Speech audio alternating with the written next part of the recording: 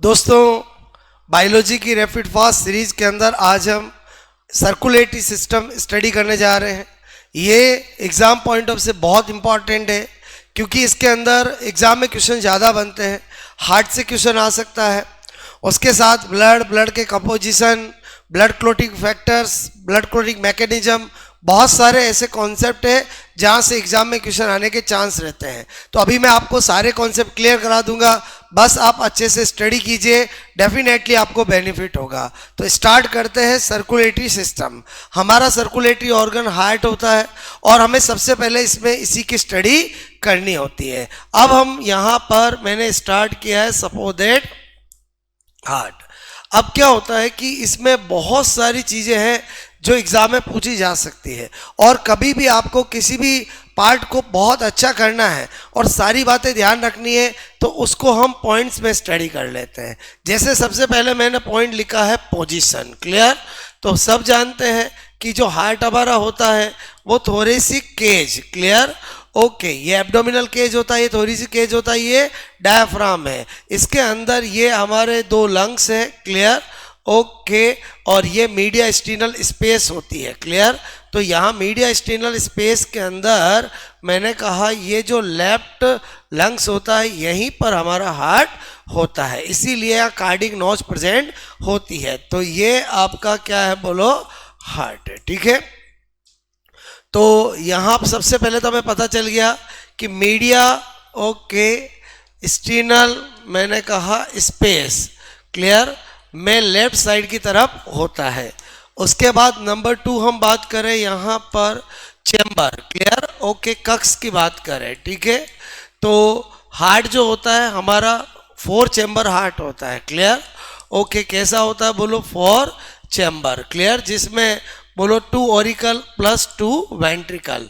लेकिन यहीं पर हमें पता होना चाहिए कि बोलो 2 चेम्बर किस में होता है? 3 चेम्बर। तो यहाँ पर मैंने लिखा number of clear okay chamber, कक्ष की संख्या, और इधर लिख रहा हूँ मैं एग्जाम्पल। क्लियर? ओके, तो अगर मैं सबसे पहले यहाँ पर देखूं कि 2 चेम्बर। क्लियर? ओके, सबसे पहले 2 चेम्बर किस में होता है? तो ये फिश एंड एम्फीबियंस में होता है। क्लियर? ओके, किस में होता है बोलो? मैंने कहा फिश। ओके, यहाँ पर अगर मैं बात करूँ क्लियर ओके 2 चेम्बर किस में होता है बोलो? फिश में होता है। ओके, 3 चेम्बर बोलो किस में होता है? तो मैंने कहा एम्फीबियंस में होता है। Clear? Okay, incomplete 4 chamber. Clear? Okay, मैंने कहा यहाँ पर इनकम्प्लीट ओके बोलो 4 चेम्बर जो होता है। क्लियर? इनकम्प्लीट 4 चेम्बर वो रेप्टाइल्स में होता है। क्लियर? ओके, यहाँ पर रेप्टाइल्स में होता है। और कंप्लीट 4 चेम्बर। क्लियर? ओके, जो कंप्लीट 4 चेम्बर होता है, ठीक है, 4 चेम्बर वो क्रोकोडाइल में होता है। Clear? Okay, crocodile okay aves और मैमल्स। क्लियर? ओके, यानी स्तनधारियों के अंदर भी बोलो आपका कंप्लीट 4 चेम्बर होता है, पक्षियों में भी कंप्लीट 4 चेम्बर होता है, और उसके साथ जो क्रोकोडाइल होता है जो कि रेप्टाइल का है उसमें भी बोलो आपका क्या होता है? कंप्लीट 4 चेम्बर होता है। क्लियर? उसके अलावा मैंने कहा ये जो रेप्टाइल्स लिखा है मैंने, क्लियर ओके, रेप्टाइल्स यानी सरीसृप जो होते हैं उनके अंदर सांप छिपकली, उनमें इनकम्प्लीट 4 चेम्बर अपूर्ण 4 चेम्बर वाला होता है। और उभयचर जो है एम्फीबियंस है। क्लियर ओके, उनके अंदर क्या होता है आपका 3 चेम्बर, और फिश जो होती है उसमें 2 चेम्बर होता है। अभी हम हमारा स्टडी कर रहे हैं, आ जाते हैं हम नंबर 3 पॉइंट के अंदर। क्लियर? अगर हम थोड़ा सा यहाँ पर एक्सटर्नल ओके स्ट्रक्चर देखें बोलो क्लियर ऑफ हार्ट। ठीक है, तो यहाँ पर हमने क्या देखा? हार्ट हमारा 4 चेम्बर वाला होता है। ओके, रे डायग्राम बना रहा हूँ, स्ट्रक्चर चाहे कैसी भी बनाओ, मेन चीज़ पता होना चाहिए कि राइट ओरिकल जो होता है उसकी साइज लेफ्ट ओरिकल से ज़्यादा होती है, और राइट वेंट्रिकल से बोलो लेफ्ट वेंट्रिकल की साइज ज़्यादा होती है। ओके, और पूरे के पूरे हार्ट के बाहर इस तरह से बोलो आपका ये कवरिंग रहती है। बोलो क्लियर। ये जो होता है ये पेरिकार्डियम। क्लियर। Okay, pericardium. और ये क्या होता है? Epicardium. Clear. Okay, epicardium. Okay, epicardium. और मैंने कहा यह जो कैविटी है उसको बोलते हैं पेरिकार्डियल। मैंने कहा कैविटी। क्लियर।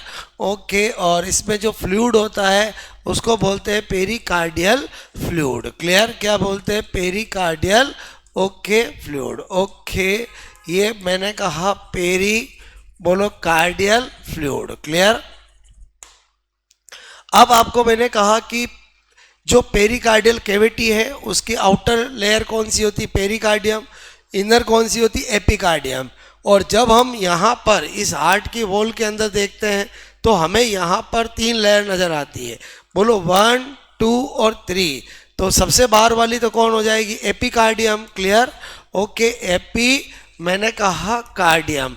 फिर उसके अंदर क्या होगी? मायोकार्डियम। और सबसे अंदर जो होती है वो एंडोकार्डियम। क्लियर। तो आई होप आपको डिफरेंस समझ में आया होगा कि एंडोकार्डियम क्या है, मायोकार्डियम क्या है, एपिकार्डियम क्या है और पेरिकार्डियम क्या है। अगर आपसे पूछा जाए पेरिकार्डियल कैविटी की आउटर लेयर कौन सी होती है तो हमेशा पेरिकार्डियम ही होगा। ओके। उसके बाद आपको मैंने कहा कि यहाँ पर अगर हम साइज का देखें तो राइट ऑरिकल की साइज लेफ्ट ऑरिकल से ज़्यादा होती है और राइट वेंट्रिकल से लेफ्ट वेंट्रिकल की साइज बड़ी होती है, क्योंकि उसको पूरे बॉडी से ब्लड को लेना होता है और इसको पंप करना होता है, इसलिए इन दोनों की साइज बड़ी होती है। ये जो है इसको हम बोलते हैं इंटर ओके ऑरिकुलर। मैंने कहा ऑरिकुलर सेप्टम। क्लियर। अंतर आलीन पट। क्या बोलते हैं? बोलो अंतर ओके आलींद। मैंने कहा पट। Clear.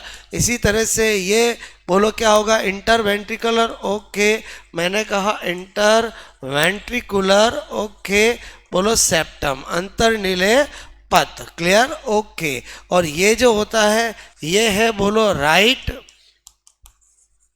Okay auriculo. Okay, auriculo ventricular. Okay, ventricular. मैंने कहा सेप्टम। क्लियर। ओके, यानी दाया मैंने कहा आलिंद। ओके, नीले पट। ओके, आलिंद मैंने कहा नीले पट। अगर हम ये थोड़ा सा ध्यान रख लेंगे तो इंटरनल स्ट्रक्चर आसान हो जाएगी। और इसी तरह से ये क्या हो जाएगा? बोलो मैंने कहा left okay A V septum. बोलो बायां अंतरनालीन पट। क्लियर। तो आई होप आपको इतनी बात एक बार समझ में आई होगी, ताकि अभी मैं इंटरनल स्ट्रक्चर बनाऊं तो कम से कम ये नाम लिखने की जरूरत नहीं पड़ेगी। क्लियर। उसके बाद आ जाते हैं हम 4th पॉइंट। मैंने लिखा इंटरनल ओके स्ट्रक्चर। ज़्यादातर आपको एग्ज़ाम में यहीं से क्वेश्चन आता है। अब क्या होता है कि मैं आपको बहुत सिंपल तरीके से डायग्राम बना रहा हूँ, रे डायग्राम बना रहा हूँ, क्योंकि मुझे न केवल इंटरनल स्ट्रक्चर बतानी है, साथ के साथ डबल सर्कुलेशन भी बताना है। और आपको चीज़ें याद होनी चाहिए। एग्जाम में कुछ भी पूछे कि आपका ट्राइकस्पिड वॉल का है, बाइकस्पिड वॉल का है, सेमी ल्यूनर वॉल का है, बोलो तो आपको सेकंडों में पता चलना चाहिए। क्लियर। तो इसीलिए स्ट्रक्चर का रे डायग्राम बहुत सिंपल सा बना रहा हूँ। ओके, मैंने कहा ये मैंने बना दिया। क्लियर। ओके, अब ये क्या है? Right auricle. ये क्या है? Left auricle. ये है राइट वेंट्रिकल, ये है लेफ्ट वेंट्रिकल। क्लियर। ओके, और मैंने आपसे कहा कि यहीं से स्टार्ट करते हैं राइट ऑरिकल से। राइट ऑरिकल के अंदर मैंने कहा कि बोलो एक अपर पार्ट से ब्लड लाने वाली सुपीरियर वेना केवा, एक लोअर पार्ट से लाने वाली इंफीरियर वेना केवा। तो सबसे पहले तो हम यहाँ पर ये वर्ड लिखते जाएंगे SVC, यानी सुपीरियर ओके मैंने कहा vena okay vena cava. Clear. अग्र महाशिरा, अग्र महा ओके सिरा। ठीक है। इसी तरह से IVC यानी इंफीरियर ओके वेना मैंने कहा केवा। क्लियर। ओके, बोलो पश्च महाशिरा। क्लियर। पश्च महा ओके सीरा। इधर ध्यान दीजिए, मैंने कहा ये दोनों क्या करेगी, ये अपर पार्ट से ये लोअर पार्ट से ब्लड को लेके आएगी।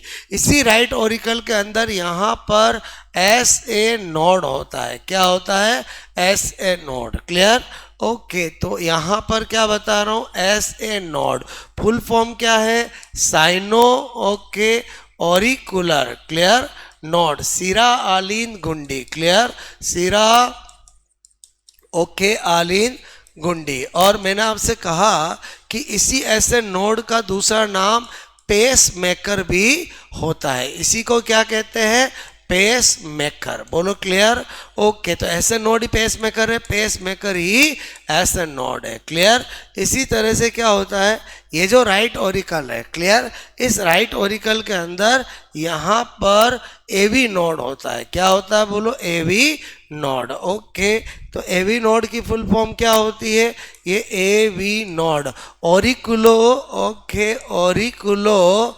Ventricular okay auriculo ventricular node. Clear, यानी आलीन नीले गुंडी, आलीन मैंने कहा नीले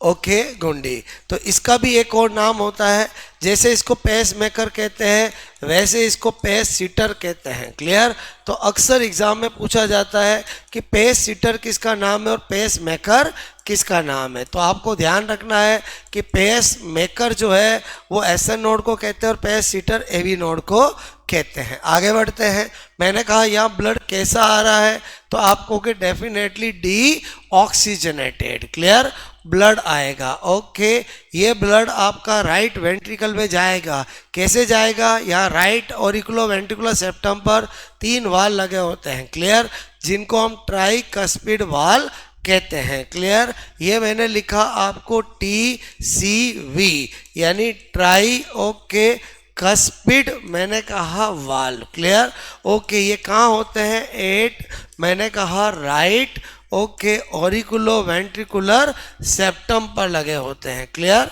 ओके उसके बाद आगे बढ़ते हैं, तो यहाँ से ये ब्लड आएगा। ये जितने भी हार्ट में वाल होते हैं उनका नेचर ऐसा होता है कि इनसे चीज आ सकती वापस जा नहीं सकती। क्लियर, ओके तो ये भी डीऑक्सीजनेटेड ब्लड आएगा। ओके, अब इस ब्लड को बोलो आपका ऑक्सीजनेटेड में करने के लिए यहाँ से क्या निकलेगी, पल्मोनरी आर्टरी, जो कि दोनों लंग्स के पास जाएगी। बोलो क्लियर, ये मैंने आपको पल्मोनरी आर्टरी भेज दी। क्लियर, ओके रे डायग्राम बना रहे हैं। सपोज दैट ये हमारा बोलो कौन है, बोलो आप कहोगे लेफ्ट लंग्स है। ऐसे कैसे, राइट लंग्स के पास भी जाएगी। ये कौन है, बोलो आप कहोगे ये है पल्मोनरी क्लियर आर्टरी। जनरली ध्यान रखना कि जो आर्टरी होती है उसमें डीऑक्सीजनेटेड ब्लड बोलो आपका होता है, ऑक्सीजनेटेड ब्लड होता है, लेकिन इस एक मात्र में क्या होता है, डीऑक्सीजनेटेड ब्लड होता है। क्लियर, ओके इसमें क्या होता है, डीऑक्सीजनेटेड ब्लड, पल्मोनरी धमनी। ओके, और इसमें कैसा होता है, बोलो आप कहोगे डीऑक्सीजनेटेड ब्लड, अनऑक्सीकृत रक्त होता है। डीऑक्सीजनेटेड का मतलब है जिसमें CO2 ज़्यादा होती है। कभी भी यहाँ प्योर इम्प्योर वर्ड यूज नहीं करना है। ओके, फिर दोनों लंग से निकलेगी और इस तरह से आपको मैंने कहा ये पल्मोनरी ओके वेन है। क्लियर, और जनरली वेन में डीऑक्सीजनेटेड होता है, और ये एक ऐसी वेन है जिसके अंदर कैसा ब्लड होता है, ऑक्सीजनेटेड ब्लड। क्लियर, यानी ऑक्सीकृत मैंने कहा रक्त होता है, ऐसा ब्लड जिसमें ऑक्सीजन ज़्यादा होती है, ऑक्सीकृत रक्त। ओके, तो लंग्स का काम ही यही होता है डीऑक्सीजनेटेड ब्लड को ऑक्सीजनेटेड बदलना। ओके, ये आया ऑक्सीजनेटेड ब्लड। ओके, और इस ब्लड को यहाँ पर जो हमारा left AV node AV septum होता है, यहाँ पर अगेन क्या लगा होता है, बाइकस्पिड वाल लगा होता है। क्लियर, ओके क्या लगा होता है, मैंने कहा ये बोलो बाइकस्पिड वाल। ओके, तो यहाँ पर क्या लिखा मैंने, BCV। क्लियर, ओके बाई मैंने कहा कैस्पिड वाल। ओके, और ध्यान रखना इस बाइकस्पिड वॉल का नाम मिट्रल वॉल भी होता है, बहुत बार एग्जाम में पूछा गया है। ये होता है 8 लेफ्ट एवी सेप्टम। क्लियर, ओके तो इसी को क्या बोलते हैं, मिट्रल वाल। क्लियर, याद रहे इसलिए लिख रहा हूं यहां पर मिट्रल वाल। ओके, ये ब्लड आया, कौन सा आया, ऑक्सीजनेटेड। क्लियर, इस ऑक्सीजनेटेड ब्लड को अगेन यहां से पूरी बॉडी में पंप करने के लिए क्या निकलती है, बोलो अरोटा। क्लियर, महाधमनी, क्या निकलती है, ओके धमनी। और जो महाधमनी होती है उसका दूसरा नाम कैरोटिक सिस्टमिक आर्क भी होता है। अब हमने देखा कि यहाँ पर दोनों की ओपनिंग पर डेफिनेटली यहाँ पर वाल होगा, तो आपको मैंने कहा पल्मोनरी आर्टरी और अरोटा, इनकी ओपनिंग पे क्या होता है, सेमी, मैंने कहा ल्यू, ओके नीलर वाल होता है। क्लियर, अर्ध चंद्राकार कपाट क्या होता है, अर्ध ओके चंद्राकार ओके कपाट, ये उपस्थित होता है। यहां से पूरी बॉडी को क्या भेजा जाएगा, ब्लड। क्लियर, और पूरी बॉडी के अपर पार्ट से एसवी से लोअर पार्ट से आएगा। इस तरह से हमारे हार्ट में 2 बार ब्लड जाता है और 2 बार आता है। आई होप आपको यहाँ पर मैंने बेसिक चीज़ें बताई कि ट्राइकास्पिड वाल कहाँ है, बाइकास्पिड वाल कहाँ है, सेमी ल्यूनर वाल कहाँ है। अब पूरे हार्ट में टोटल 5 वाल होते हैं, एक होता है यूस्टेकियन और एक होता है थिबेशियस। वो कहाँ होते हैं, उसके लिए मैं आपको यहाँ पर क्या बता रहा हूँ, point number 5। Clear, point number 5 में क्या बता रहा हूँ, देखो हमारा हार्ट 24 आवर्स इस तरह से पंप करता है, तो हार्ट की वॉल को भी तो ऑक्सीजन चाहिए, हार्ट की वॉल को भी तो ग्लूकोज चाहिए। तो इसका मतलब हार्ट की वॉल की सेल्स को ब्लड सप्लाई करने वाली आर्टरी का नाम कोरोनरी आर्टरी होती है, और वो कोरोनरी आर्टरी सप्लाई करती है और वहाँ से डीऑक्सीनेटेड ब्लड को कोरोनरी साइनस वो लेके आती है, और कोई भी डीऑक्सीनेटेड ब्लड लेके आएगी तो वो हार्ट के अंदर राइट ऑरिकल में ओपन होगी। तो राइट ऑरिकल में कोरोनरी साइनस जहाँ ओपन होती है वहाँ पर एक वाल होता है जिसको थिबेशियस वाल कहते हैं। इसी तरह से मैंने आपसे कहा कि एक आपका सुपीरियर वेना कहवा है, एक इंफीरियर वेना कहवा है। सुपीरियर वेना कहवा अपर पार्ट से हार्ट में डीऑक्सीनेटेड ब्लड लेके आती है, इंफीरियर वेना कहवा लोअर पार्ट से लाती है। तो सुपीरियर वेना कहवा पे तो वाल की जरूरत नहीं है क्योंकि उसमें चीज़ नीचे आएगी वापस जाएगी नहीं, लेकिन इंफीरियर वेना कहवा में वाल की जरूरत है। तो इंफीरियर वेना कहवा के ओपनिंग पर राइट ऑरिकल के अंदर बोलो एक वाल होता है जिसे यूस्टेकियन वाल कहते हैं। तो यहाँ पर मैंने कहा, ये एक लिखा मैंने कोरो, ओके ये लिखा मैंने कोरोनरी आर्टरी। क्लियर, पहले लिखा मैंने कोरोनरी धमनी। क्लियर, ओके तो ये क्या होती है, तो मैंने कहा कि बोलो हार्ट, क्लियर ओके की वॉल ओके को ऑक्सीजनेटेड ब्लड ओके मैंने कहा सप्लाई ओके यहाँ पर सप्लाई करने ओके वाली मैंने कहा आर्टरी होती है। क्लियर, ओके अब एक है कोरोनरी, मैंने कहा आपको साइनस। क्लियर, तो ये क्या होता है, तो आपको यहाँ पर कोरोनरी जो साइनस होता है वो जो होता है वो क्या करता है, मैंने कहा हार्ट की वॉल से okay deoxygenated clear blood okay डीऑक्सीकृत रक्त क्लियर को मैंने कहा राइट ऑरिकल क्लियर में मैंने कहा लाने वाले। क्लियर, तो डेफिनेटली इसकी ओपनिंग पर एक वाल होता है। क्लियर, तो आपको मैंने कहा wall of clear opening clear okay of coronary clear coronary जो साइनस होता है clear okay in right auricle clear okay coronary मैंने कहा साइनस क्लियर ओके के बोलो के खुलने क्लियर के स्थान ठीक है।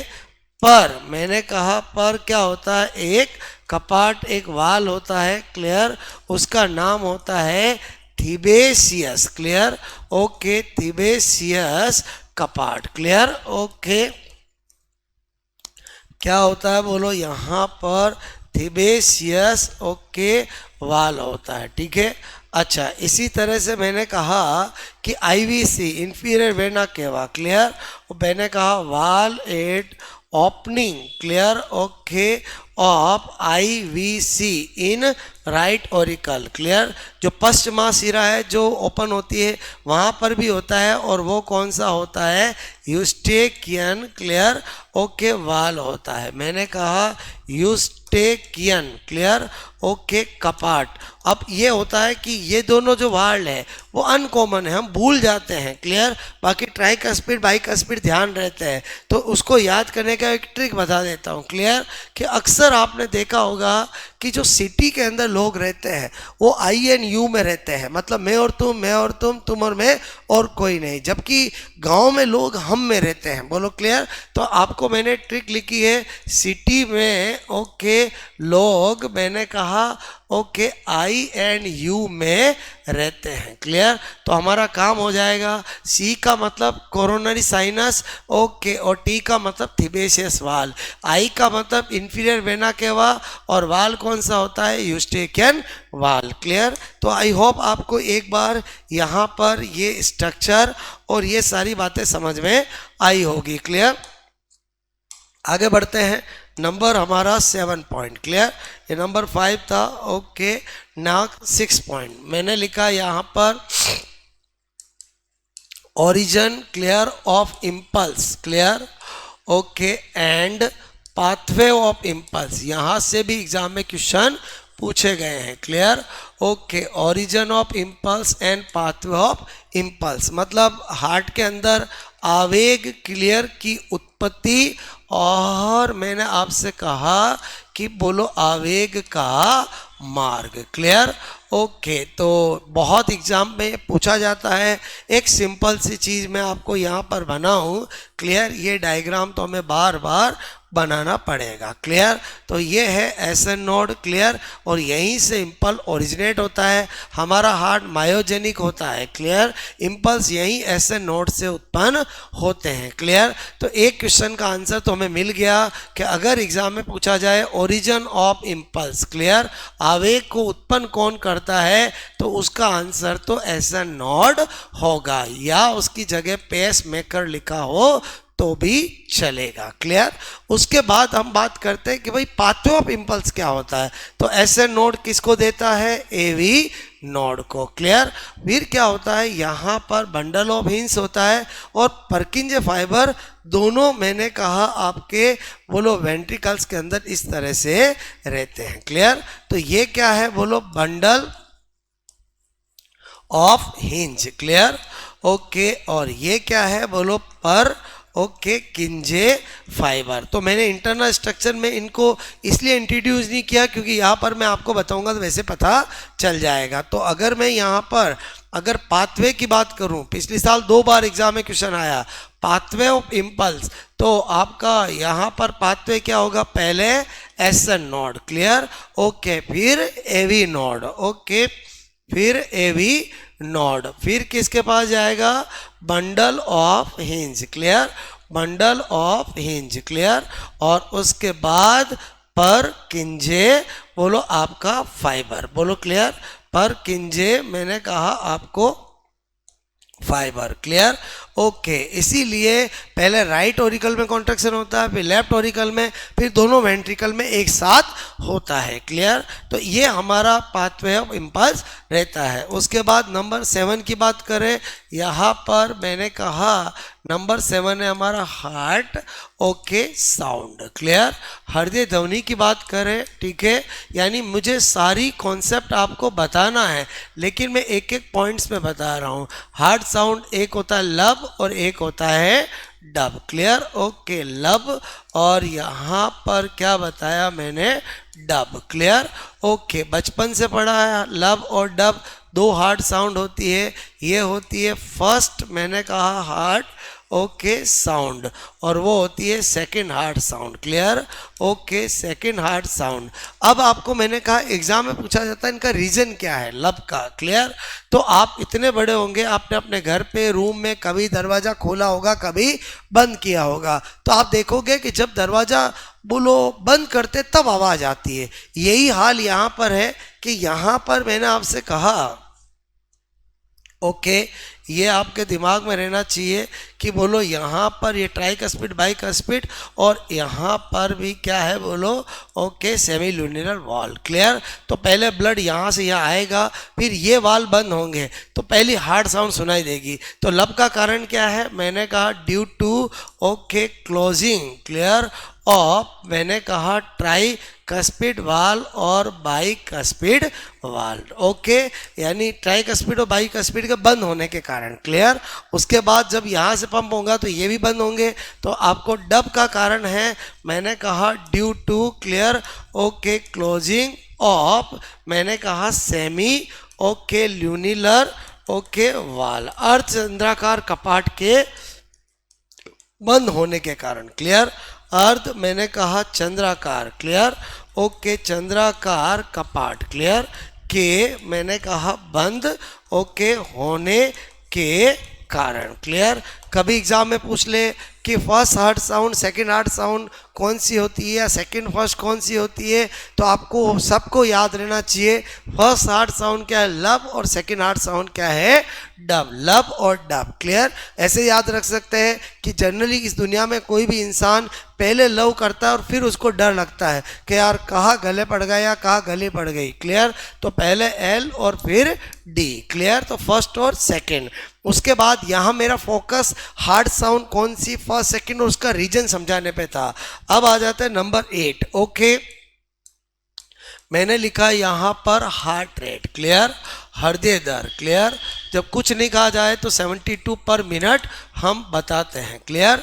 ओके, लेकिन कंडीशन के साथ पूछे, कंडीशन के साथ का मतलब हुआ आपको पूछे न्यू बॉर्न। क्लियर। एकदम नवजात जो है क्लियर उसका पूछे तो नवजात की हार्ट रेट 140 पर मिनट होती है। क्लियर। अगर आपको बोलो चाइल्ड बच्चों का पूछे क्लियर ओके तो बच्चों के अंदर 100 पर मिनट होती है। क्लियर।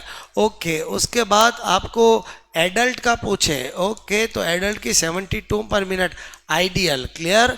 उसके बाद बूढ़ा बच्चा एक समान ओल्ड एज में वापस 100 पर मिनट। ये चार तो अपने को पता होने चाहिए। उसके अलावा मैंने कहा जो वेल होती है क्लियर ओके उसकी हार्ट जो रेट होती है वो 25 पर मिनट होती है। इसी तरह से मैंने कहा जो एलिफेंट होता है हाथी होता है। क्लियर। ओके, बोलो आपका एलिफेंट जो होता है उसकी 26 to 28 पर मिनट होती है। तो क्या होता है बहुत सी बार एग्जाम में पूछते हैं कि सबसे मिनिमम हार्ट रेट किसकी होती है, तो सबसे मिनिमम तो वेल की होती है और वेल ऑप्शन ना होने पर एलिफेंट कर सकते हो। ओके, और उसके बाद जो आपका शुरू चुचुंदर है बोलो क्लियर ओके चुचुंदर जो है उसकी सबसे ज़्यादा होती है और 600 to 800 इसकी हार्ट रेट होती है। क्लियर। ओके, आई होप आपको ये वाला पॉइंट समझ में आया होगा। उसके बाद आ जाते हैं नंबर 9। क्लियर। नंबर 9 के अंदर हम बात करते हैं cardiac output. Clear. Okay, cardiac output. Okay, यहाँ पर बोलो कार्डियक आउटपुट की बात करते हैं तो कार्डियक आउटपुट का मतलब क्या होता है कि 1 मिनट में क्लियर ओके हमारा हार्ट कितने ब्लड को पूरी बॉडी में पंप करता है उसको कार्डियक आउटपुट कहते हैं। यानी एक मैंने कहा मिनट ओके बोलो में हमारा ओके हार्ट जितना ओके ब्लड ठीक है बॉडी में मैंने कहा ब्लड ओके बॉडी में क्या करता है पंप। क्लियर ओके पंप करता है उसी को ही हम क्या कहते हैं कार्डियक आउटपुट। तो प्रैक्टिकली क्या देखा गया है एक बार हार्ट जब पंप करता है क्लियर एक बार मैंने कहा ओके पंप करने पर ओके बॉडी में मैंने कहा भेजा ओके जाता है कितना पंप किया जाता 70 ml। क्लियर। एक बार जब ऐसे किया जाता है तो 70 ml ब्लड को हार्ट किस में भेज देता है बॉडी में कितना भेजता है बोलो 70 ml। ये भी बहुत बार एग्जाम में पूछा गया है। अब हमें पता है कि 1 मिनट में ऐसे कितनी बार करता है 72 बार। क्लियर। एक मैंने कहा मिनट में बोलो हार्ट क्लियर ओके 72 बार क्या करता है टाइम्स क्या करता है बोलो ओके पंप करता है। ठीक है पंप करता है। तो अब फाइनली इसलिए अगर आपको कार्डियक आउटपुट निकालना है ओके तो कार्डियक आउटपुट क्या हो जाएगा 72 डिवाइड मल्टीप्लाई 70, तो ये 5040 ml या लगभग 5 लीटर हम निकाल सकते हैं।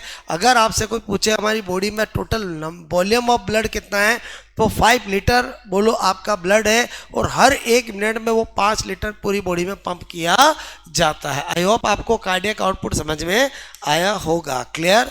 ओके, उसके बाद हम बात करते हैं बोलो कार्डियक साइकिल की। क्लियर? ओके, कार्डियक साइकिल एक बार हृदय चक्र एक बार। क्लियर? ओके, जो हमारा हार्ट पंप करता है तो उस समय जो साइकिल चलती है उसको कार्डियक साइकिल कहते हैं। क्लियर? ओके, मैंने कहा एक बार ओके हार्ट क्लियर पंप, ठीक है, करता है जो हरता है तब। क्लियर? ओके, जो मैंने कहा साइकिल, ठीक है, चलती है, ओके, उसे हम क्या कहते हैं कार्डियक साइकिल। क्लियर? फिर मैं बात करूं time period. Clear? Okay, of one cardiac cycle. Clear? तो एक कार्डियक मैंने कहा जो आपकी कार्डियक साइकिल है उसका टाइम पीरियड होता है 0.8 सेकेंड। कैसे आया होगा? Very simple. ओके, मैंने कहा कि जब 72 बार मैंने कहा टाइम्स। क्लियर? ओके, वो लोग पंप करता है उसमें टाइम लगता है 1 मिनट यानी 60 सेकेंड। क्लियर? ओके, तो इसलिए एक बार पंप करेगा तो टाइम कितना लगेगा 60 डिवाइड बाय 72 करोगे तो 0.8 सेकेंड आ जाएगा। बोलो क्लियर? ओके, अब क्या देखा गया कि एक बार जब कार्डियक साइकिल चलती है तो एक साइकिल में 2 साइकिल एक साथ चलती है। क्लियर? ओके, तो ये मैंने आपको यहाँ पर कार्डियक साइकिल बता रहा हूँ, और कार्डियक साइकिल में एट ए टाइम 2 साइकिल चलती है। एक चलता ऑरिकुलर, ओके, ऑरिकुलर साइकिल, मैंने कहा आलीन चक्र। क्लियर? ओके, आलीन चक्र, और एक चलता है मैंने कहा वेंट्रिकुलर, ओके, साइकिल यानी निलय चक्र। क्लियर? ओके, जो आलीन चक्र चलता है और एक निलय चक्र, इसका भी टोटल मैंने कहा टाइम पीरियड जो होगा वो 0.8 सेकेंड भी होगा, और इसका भी टोटल जो आपका टाइम पीरियड होगा। क्लियर? ओके, टाइम पीरियड वो 0.8 सेकेंड होगा क्योंकि ये दोनों एक साथ चलती है। अब आपको ऑरिकुलर साइकिल मतलब ऑरिकल में होती है तो 2 ही चीज़ें होगी, एक कॉन्ट्रैक्शन एक रिलैक्सेशन। वेंट्रिकल में भी कॉन्ट्रैक्शन और रिलैक्सेशन। क्लियर? तो आपको मैंने कहा इसमें 2 चीज़ें होती है, एक होता है बोलो auriculo systole. Clear? Okay, systole का मतलब कॉन्ट्रैक्शन, और एक होता है auriculo okay diastole. Clear? Diastole का मतलब रिलैक्सेशन। क्लियर? ये आलीन संकुचन या आलीन शिथिलन। क्लियर? ओके, आलीन मैंने कहा संकुचन और ये आलीन शिथिलन। क्लियर?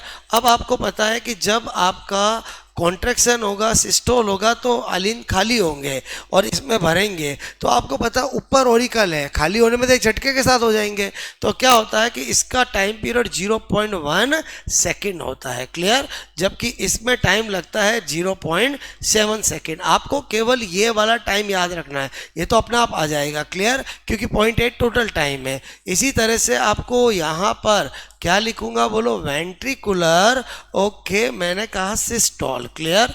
और एक है बोलो ventricular okay diastole. Clear? Okay, एक नीले संकुचन और एक नीले शिथिलन। क्लियर? एक है नीले मैंने कहा संकुचन। क्लियर? ओके, और एक है बोलो नीले शिथिलन। क्लियर?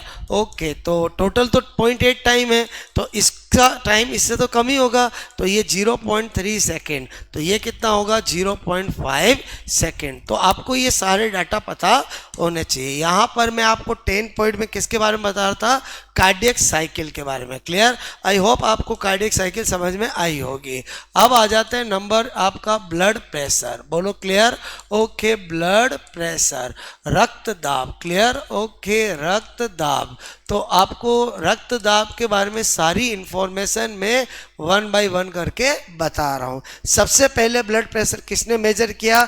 स्टीफन हेल्स ने किया। किस में किया? घोड़े में किया। क्लियर? ओके, तो आपको मैंने कहा सर्वप्रथम ओके रक्त दाब का मापन। क्लियर, ओके, किसने किया था? स्टीफन हेल्स। क्लियर, ओके, ने किस में बोलो? इन हॉर्स में किया था। Clear, okay. उसके बाद आपको पता होना चाहिए कि ब्लड प्रेशर मेजर करने वाला उपकरण कौन सा होता है? स्फिग्मोमेनोमीटर। मैंने कहा बीपी, ओके, मापने का उपकरण। अभी ये लैब असिस्टेंट एग्जाम में पूछा गया, क्या होता है बोलो? स्फिग्मो, मैंने कहा मैनोमीटर। क्लियर, स्फिग्मोमेनोमीटर। ओके, यहाँ पर मैंने लिखा sphygmo, okay, manometer. Clear, okay. तो मोस्ट कॉमनली ब्लड प्रेशर कहाँ से मेजर किया जाता है? यहाँ से। यहाँ क्या होती है? Brachial artery. क्लियर, मैंने कहा सामान्यतः। Clear, due to convenient side, इसलिए यहाँ से। बाकी किसी के हाथ नहीं होंगे तो भी मेजर तो किया ही जाता है। सामान्यतः मैंने कहा ब्लड प्रेशर को brachial artery. Clear, okay, brachial धमनी। क्लियर, ओके, बोलो, मैंने कहा ये ब्रेकियल आर्टरी। क्लियर, ओके, से मैंने कहा मापा जाता है। क्लियर, इसी तरह से आपको और फैक्ट्स पता होना चाहिए कि पल्स। क्लियर, ओके, नाड़ी। क्लियर, ओके, मैंने कहा मापने का उपकरण जो होता है। क्लियर, बिल्कुल ऐसा ही होता है, खाली स्फिग्मोमीटर हो जाएगा। क्लियर, ओके, क्या होता है बोलो? स्फिग्मोमीटर। क्लियर, और जबकि वो है स्फिग्मोमेनोमीटर। क्लियर, ओके, इतना सा फर्क है। क्या होता है बोलो? स्फिग्मोमीटर। Clear, okay. उसके बाद आपको मैंने कहा कि पल्स जनरली कहाँ से नापी जाती है? यहाँ से। यहाँ क्या होती है? Radial artery. क्लियर, तो मैंने कहा पल्स को, क्लियर, सामान्यतः, क्लियर, जनरली, ओके, बोलो, रेडियल आर्टरी। क्लियर, रेडियल धमनी, ठीक है, से मापा जाता है। ओके, उसके बाद आपको पता है कि ब्लड प्रेशर में दो प्रेशर होते हैं, एक मैंने कहा वेंट्रिकुलर सिस्टोल, एक वेंट्रिकुलर डायस्टोल। बोलो क्लियर, यानी बोलो आपका value, clear, okay, of blood pressure. Blood pressure के अंदर मैंने कहा एक होता है, बोलो आपका नीले, ओके, वेंट्रिकुलर मैंने कहा आपका एक सिस्टोलिक प्रेशर, ओके, एक होता सिस्टोलिक प्रेशर। बोलो क्लियर, और एक होता है बोलो डायस्टोलिक, ओके, प्रेशर। ठीक है, एक मैंने कहा आपका सिस्टोलिक प्रेशर, एक डायस्टोलिक प्रेशर। ये 110 से मैंने कहा आपको 130 mm ऑफ Hg होता है, जिसकी एवरेज वैल्यू हम 120 mm ऑफ Hg मानते हैं। क्लियर, ये मैंने कहा 70 से 90 mm ऑफ Hg होता है, एवरेज हम 80 मानते हैं। Clear, mm of Hg। तो आई होप आपको ब्लड प्रेशर के बारे में मैंने सारे फैक्ट्स बताए वो समझ में आया होगा। बहुत सी बार एग्जाम में पूछा जाता है ब्लड प्रेशर होता क्या है, तो मैंने कहा ब्लड का वह प्रेशर, ब्लड का प्रेशर जो ब्लड वेसल्स की वॉल पे लगाया जाता है। ब्लड वेसल्स मतलब artery as well as vein, क्योंकि एग्जाम में आता है ब्लड प्रेशर होता है रक्त का, ब्लड का आर्टरी की वॉल पे लगाया गया प्रेशर, वेन की वॉल पर लगाया गया प्रेशर, ब्लड वेसल्स की वॉल पे। तो ब्लड वेसल्स जिसमें आर्टरी और वेन दोनों आते हैं। क्लियर, तो ब्लड प्रेशर हमेशा ध्यान रखना कि रक्त, ओके, ब्लड, ओके, का ब्लड मैंने कहा वेसल्स, क्लियर, ओके, की वॉल मैंने कहा पर लगाया, ओके, गया, क्या होता है, दाब। ओके, आई होप आपको मेरी बात समझ में आई होगी। क्लियर, और यहीं पर एक और पॉइंट है नंबर 12। क्लियर, और कभी कभी एग्जाम में पूछते हैं पल्स प्रेशर कैसे निकालते हैं। क्लियर, तो पल्स प्रेशर नाड़ी दाब। क्लियर, ओके, तो ध्यान रखना पल्स प्रेशर का जो फॉर्मूला होता है, क्लियर, ओके, ये जो पल्स प्रेशर मेजर करने का जो फॉर्मूला होता है वो होता है systolic, okay, pressure, clear, okay, minus diastolic pressure, बोलो क्लियर, सिस्टोलिक प्रेशर माइनस क्या होता है, डायस्टोलिक प्रेशर, ओके, यानी ये इसका फॉर्मूला होता है, ठीक है। तो ये भी हमें पता है, ये कितना 120, एवरेज 80, तो ये क्या आ गया 40 mm of Hg, okay. Applied question भी बन सकता है।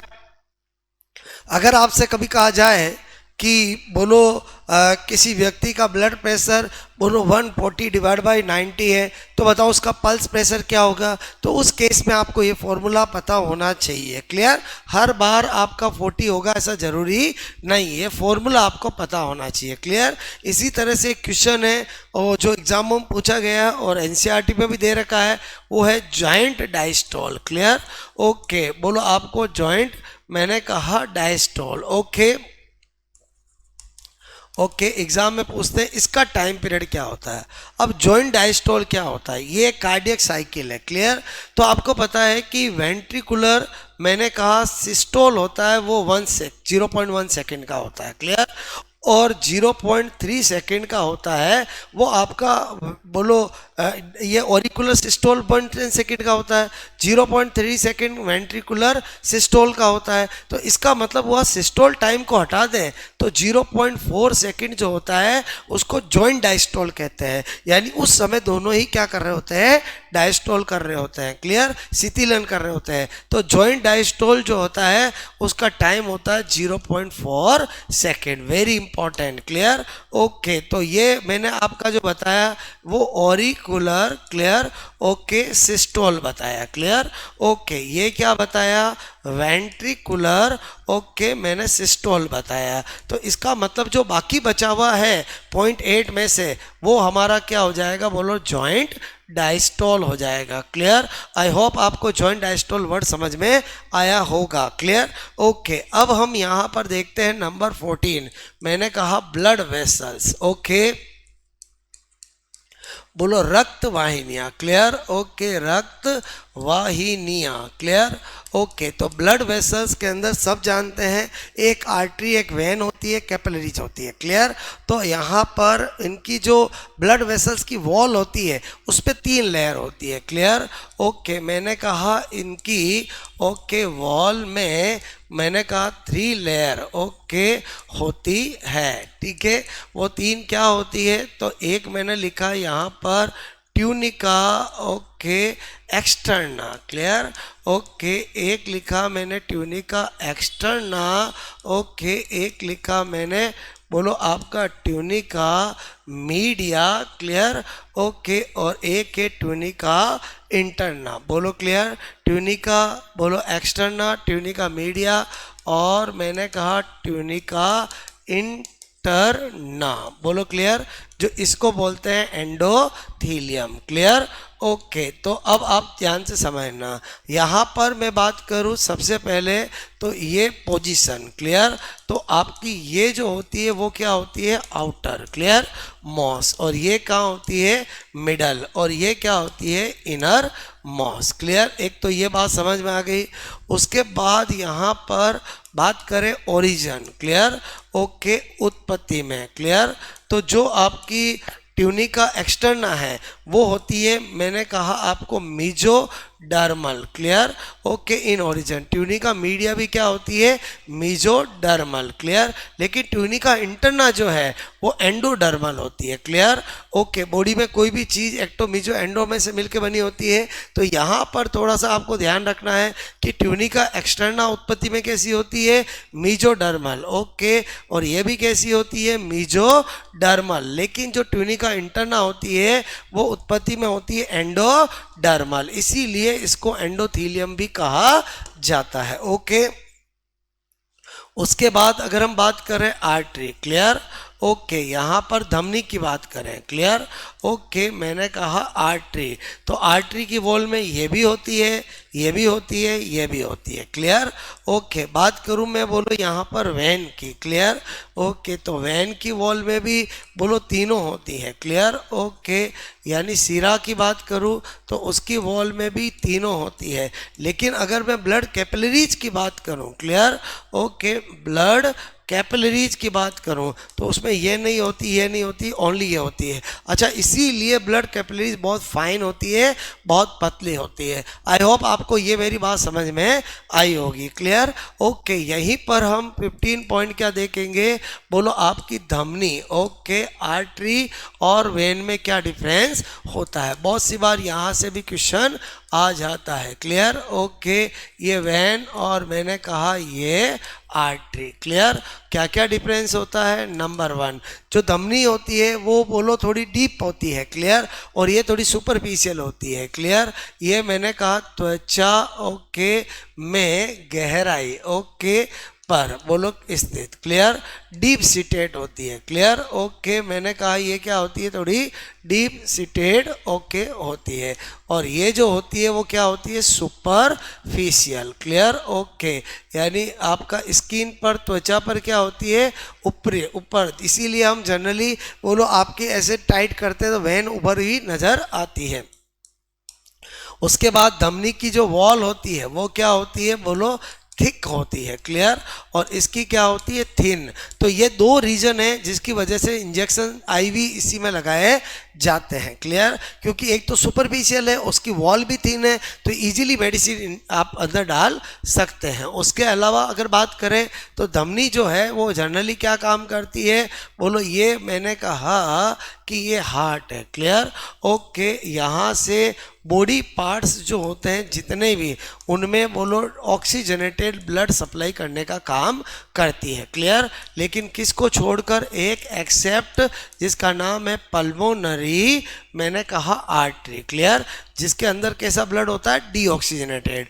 इसी तरह से जो वेन होती है वो क्या करती है, बॉडी, मैंने कहा पार्ट से। क्लियर? ओके, और कैसा ब्लड, बोलो डी ऑक्सीजनेटेड। क्लियर? ओके, ये ऑक्सीजनेटेड, बोलो क्लियर?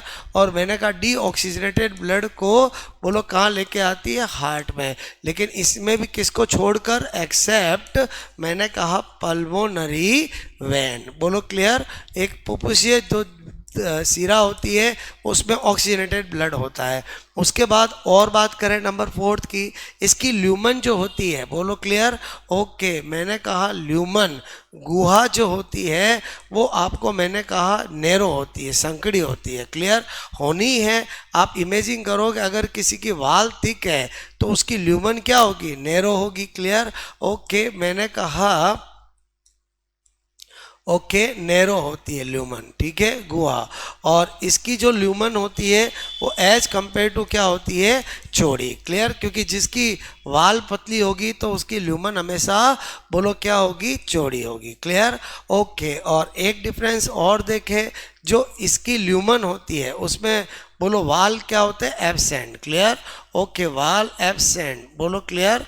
ओके, इन ल्यूमन। क्लियर? गुहा में कोई कपाट नहीं होते हैं, जबकि इसमें क्या होते हैं, बोलो वाल मैंने प्रेजेंट। क्लियर?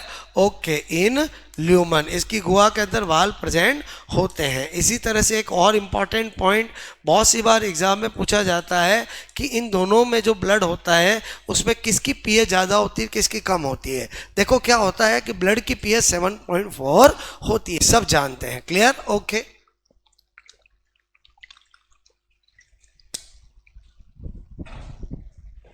अब हमें पता है कि जो आर्टरी है वो ऑक्सीजनेटेड ब्लड होता है और वेन है उसमें डीऑक्सीजनेटेड ब्लड होता है।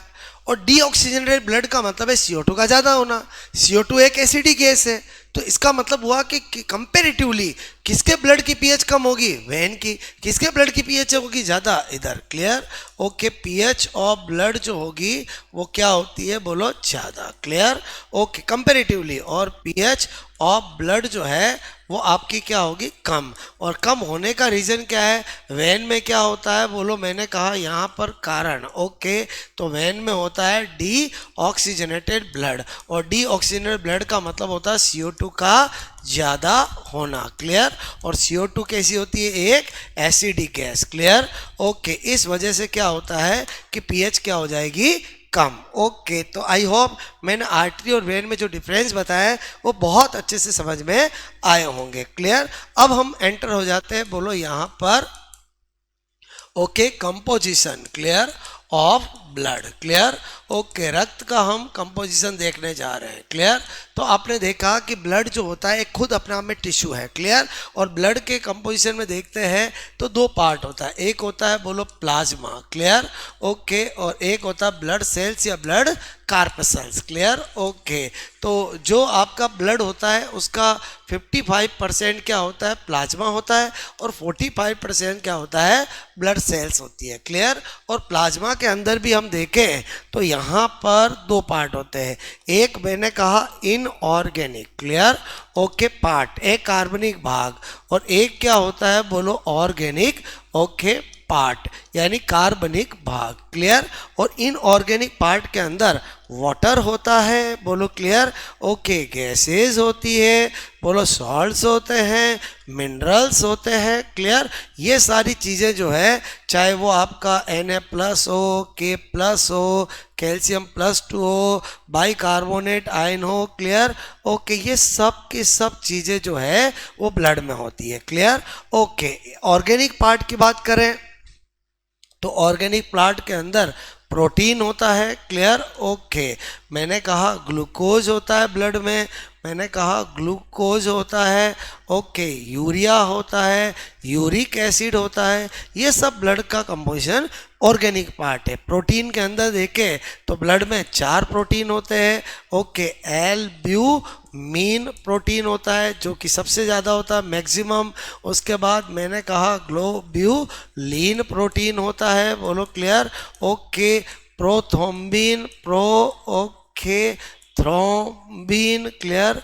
मैंने कहा ओके, थ्रोम्बिन प्रोटीन होता है, और एक फाइब्रिनोजन होता है। क्लियर?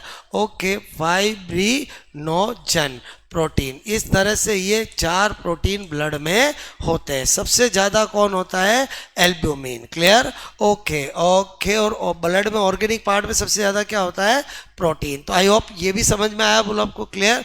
अब हम ब्लड सेल्स की बात करें तो 3 होती है, एक आरबीसी, एक डब्ल्यूबीसी, और एक मैंने कहा प्लेटलेट्स। बोलो क्लियर?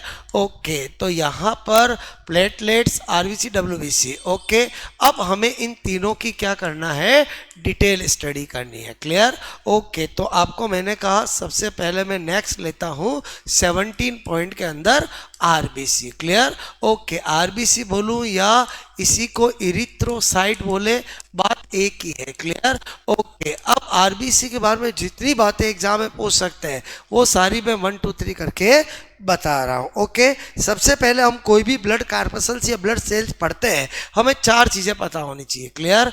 एक बोलो साइज, दूसरा शेप, तीसरा बोलो आपको मैंने कहा लाइफ स्पान, और चौथा काउंट। क्लियर? ये तो हमें सबसे पहले पता होना ही चाहिए। क्लियर? तो आरबीसी की साइज होती है 7.5 माइक्रोन, आरबीसी का शेप होता है बाइकॉनकेव। क्लियर? आरबीसी का लाइफ स्पान होता है 120 डेज, और काउंट जो आरबीसी का होता है 5.5 मिलियन। ओके, पर MM³ ऑफ ब्लड। क्लियर? ये किस में बोलो, in male. Clear? Okay, in male, और फीमेल में 4.5 मैंने कहा मिलियन पर MM³ ऑफ ब्लड। ओके, यानी फीमेल में थोड़ा कम, मेल में ज़्यादा। क्लियर? ओके, आरबीसी काउंट होता है। क्लियर? एवरी मंथ फीमेल में ब्लड लॉस होता है, इसलिए फीमेल में हमेशा आरबीसी काउंट मेल से कम ही होता है। क्लियर? ओके, इन मेंस्ट्रुअल साइकिल। तो आई होप आपको आरबीसी की ये 4 बातें पता चली। उसके बाद नंबर 5। क्लियर? नंबर 5 आरबीसी के बारे में मुझे आपको सारी बातें बतानी है। ये 4 पॉइंट हम सबका स्टडी करेंगे। आरबीसी की बात करूँ यहाँ पर न्यूक्लियस। क्लियर? ओके, न्यूक्लियस केंद्रक की बात करें तो आपको पता होना चाहिए कि बोलो आपका एट ओरिजिन। क्लियर? जब आरबीसी की उत्पत्ति होती है तो न्यूक्लियस क्या होता है, वो उपस्थित होता है। क्लियर? लेकिन जब परिपक्व होता है, क्लियर? ओके, मैंने कहा इन मैच्योरेशन। क्लियर? ओके, परिपक्वन के समय। क्लियर? ओके, परिपक्वन ओके के समय आरबीसी में क्या होता है, बोलो आपका न्यूक्लियस क्या होता है, एब्सेंट। क्लियर? ओके, क्योंकि आगे जाके मैं प्लेटलेट्स बताऊंगा, प्लेटलेट्स में ओरिजिन से ही न्यूक्लियस नहीं होता है। क्लियर? ओके, तो 5th पॉइंट समझ में आया। उसके बाद नंबर 6 क्या बता रहा हूँ, एवरी डे, क्लियर, प्रत्येक दिन, मैंने कहा एवरी डे, प्रत्येक दिन 1% आरबीसी, क्लियर, ओके, नहीं बनती है, ओके, और 1%, क्लियर, ओके, आरबीसी नष्ट होती है, क्लियर, ओके, इस तरह से बैलेंस बना रहता है। ये डाटा भी पूछा जाता है। उसके बाद मैंने कहा आरबीसी की स्टोरेज की साइज स्प्लीन है, नष्ट करने की साइड भी स्प्लीन है। तो अगर आपसे कभी पूछे blood bank, okay, of RBC, clear, okay, तो वो स्प्लीन यानी प्लिया है, बोलो क्लियर, ओके। और अगर मैं बात करूं यहाँ पर graveyard, clear, okay, graveyard, okay, of RBC, clear, RBC का कब्रिस्तान, क्लियर, ओके, आरबीसी का कब्रिस्तान अगर पूछे, क्लियर, तो वो भी कौन है, बोलो आपका स्प्लीन है, क्लियर, क्योंकि स्प्लीन के अंदर एक कोड ऑफ बिलीफ होता है जहां पर आरबीसी को नष्ट किया जाता है, क्लियर, ओके। उसके बाद अगली बात करें आरबीसी की, क्लियर, तो आपको मैंने कहा ब्लड, ओके, ग्रुप, ठीक है, बोलो कि एंटीजन जो होती है, क्लियर, एंटीजन वो कहाँ होती है, आरबीसी सरफेस पर, बोलो क्लियर, ओके। इसी तरह से blood group, clear, okay, RH factor, बोलो मैंने कहा आरएच फैक्टर, ओके, की जो एंटीजन होती है, क्लियर, ओके, वो भी कहाँ होती है, आरबीसी की सरफेस पर, ओके। इसी तरह से आपको मैं बता रहा हूँ आरबीसी में माइटोकॉन्ड्रिया क्या होता है, एब्सेंट, इसीलिए आरबीसी एनाएरोबिक रेस्पिरेशन करती है। मैंने कहा माइटोकॉन्ड्रिया, ओके, क्या होता है, बोलो एब्सेंट, ओके। इस वजह से इस आरबीसी के अंदर क्या होता है, एन एरोबिक, क्लियर, रेस्पिरेशन, अवायवीय श्वसन इसमें होता है, क्लियर, अवायवीय, मैंने कहा क्या होता है, श्वसन, क्योंकि बिना माइटोकॉन्ड्रिया के एरोबिक रेस्पिरेशन हो ही नहीं सकता है। उसके बाद नंबर मैंने कहा 13 की बात करें, क्लियर, आरबीसी का काम होता है ट्रांसपोर्ट ऑफ O2, क्योंकि आरबीसी के अंदर हीमोग्लोबिन होता है, क्लियर, और हीमोग्लोबिन ही ऑक्सीजन का ट्रांसपोर्ट करता है। तो मैंने कहा आरबीसी, ओके, में हीमोग्लोबिन, ओके, उपस्थित, और इसके कारण ही इसका नाम क्या है, रेड ब्लड कार्पसल्स, ओके। और यहाँ पर आरबीसी का कार्य की बात करें तो आप कहोगे, बोलो transport, clear, okay, transport of O2, clear, by, मैंने कहा presence, clear, okay, of haemoglobin, clear. I hope आपको मैंने आरबीसी के बारे में सारी बातें बताई, बोलो क्लियर। अब हम नंबर 18 में डब्ल्यूबीसी ले लेते हैं, क्लियर, ओके। यहाँ पर मैंने लिया पॉइंट नंबर 18 और किसका ले लेते हैं, डब्ल्यूबीसी का। डब्ल्यूबीसी का ही दूसरा नाम ल्यूकोसाइट भी होता है, क्लियर, ओके। आरबीसी को हमने इरिथ्रोसाइट बोला था, इसको क्या कहते हैं, ल्यूकोसाइट, ओके। अब आपको इसके बारे में सारी बातें बताता हूँ, बोलो क्लियर। वो पहले बातें 4 मैंने कहा, क्या साइज पता होना चाहिए, ओके, शेप पता होना चाहिए, लाइफ स्पान पता होना चाहिए, जीवन काल, क्लियर, और काउंट पता होना चाहिए। सबसे पहले 4 चीजें हैं, क्लियर। तो आपकी साइज इसकी 10 to 20 माइक्रोन, ठीक है जी। शेप नॉट फिक्स, ओके, और जिसका शेप फिक्स नहीं होता है उसको क्या कहा जाता है, amoeboid, clear, okay. Life span इसका मैंने कहा हावर्स टू सम डेज होता है, क्लियर, कुछ घंटों से कुछ दिनों का होता है, क्लियर, ओके। मैंने कहा घंटों से दिनों का, क्लियर, ओके। किसी का 10 घंटा, 12 घंटा, किसी का 5 दिन, ऐसे, क्लियर। और काउंट संख्या की बात करूं तो आपको मैंने कहा डब्ल्यूबीसी जो होती है वो आपका 8000, क्लियर, टू मैंने कहा 13,000, बोलो क्लियर, बोलो आपका प्रति mm³ ऑफ ब्लड, ये आपका क्या होता है, TLC, TLC मतलब total leucocyte count, clear, okay. आपको पता होना चाहिए, अभी मैंने आरबीसी बताया था, आरबीसी मिलियंस में थी और डब्ल्यूबीसी थाउजेंड्स में है, क्लियर, ओके। उसके बाद और डब्ल्यूबीसी की बातें करें, यहाँ पर नंबर 5, ओके। न्यूक्लियस इसमें क्या होता है, उपस्थित, क्लियर। और नंबर 6 आपको मैंने कहा classification, clear, okay, of WBC, clear. Classification of WBC करें तो WBC का दो पार्ट बना देते हैं, एक मैंने कहा क्या बोलो, ग्रेन्युलोसाइट और एक एग्रेन्युलोसाइट, क्लियर।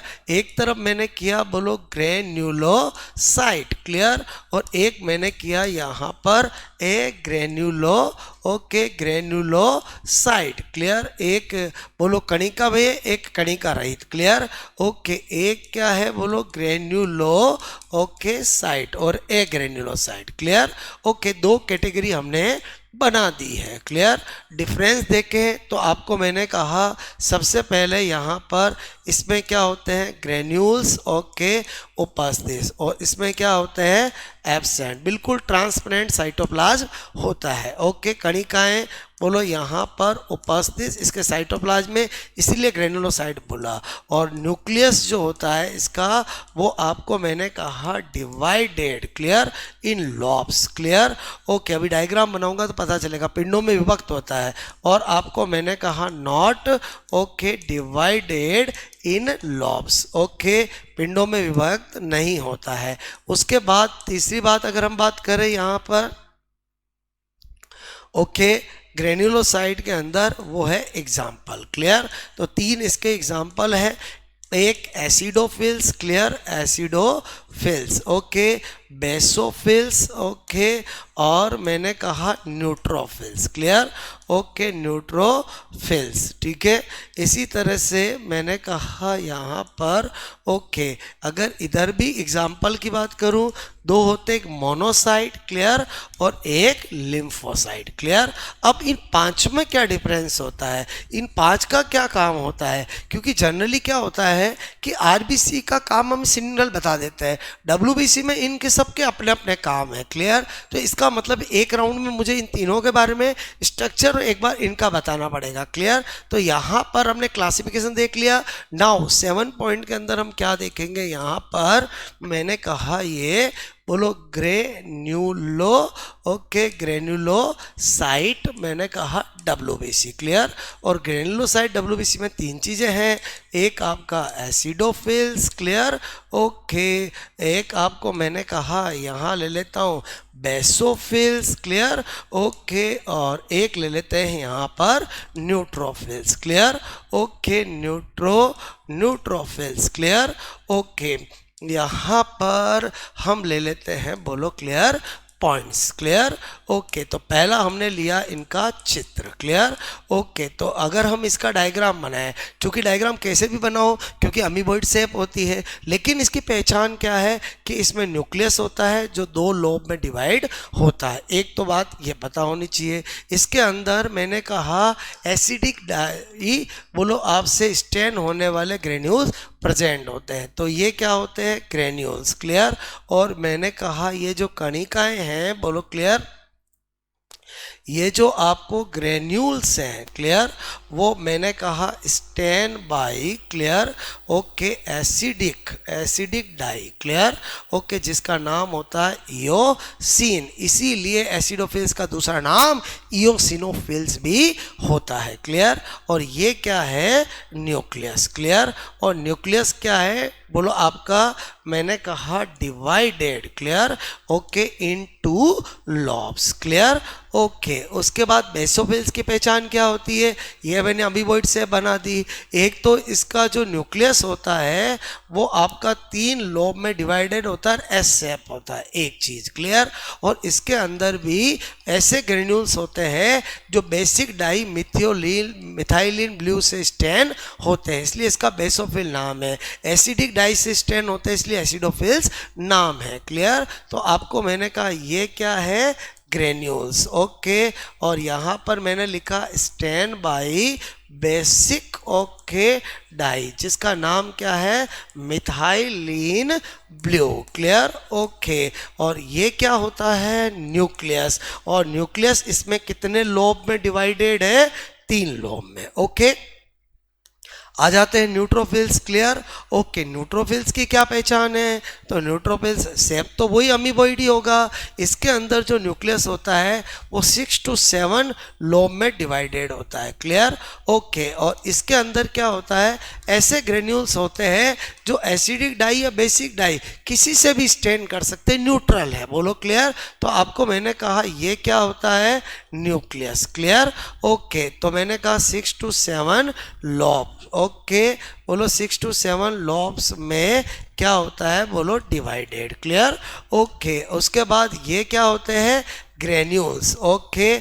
और ये मैंने कहा stain by, okay, acidic, okay, या बेसिक, ओके, डाई किसी से भी स्टैंड करो, न्यूट्रल होते हैं। क्लियर। तो आई होप आपको जो मैंने डिफरेंस बताया तो एक बार तो आपको तीनों की स्ट्रक्चर, तीनों का न्यूक्लियस, तीनों का ग्रेन्यूल्स पता चल गया, इसीलिए इन तीनों को ग्रेन्यूलोसाइड में रखा गया। अब अगर हम यहाँ पर वर्क देख ले, कार्य, तो एसिडोफिल्स जो होती है वो एलर्जी के विरुद्ध लड़ती है। क्लियर। तो आपको मैंने कहा एलर्जी, ओके, के विरुद्ध, ओके, कार्य करती है। क्लियर।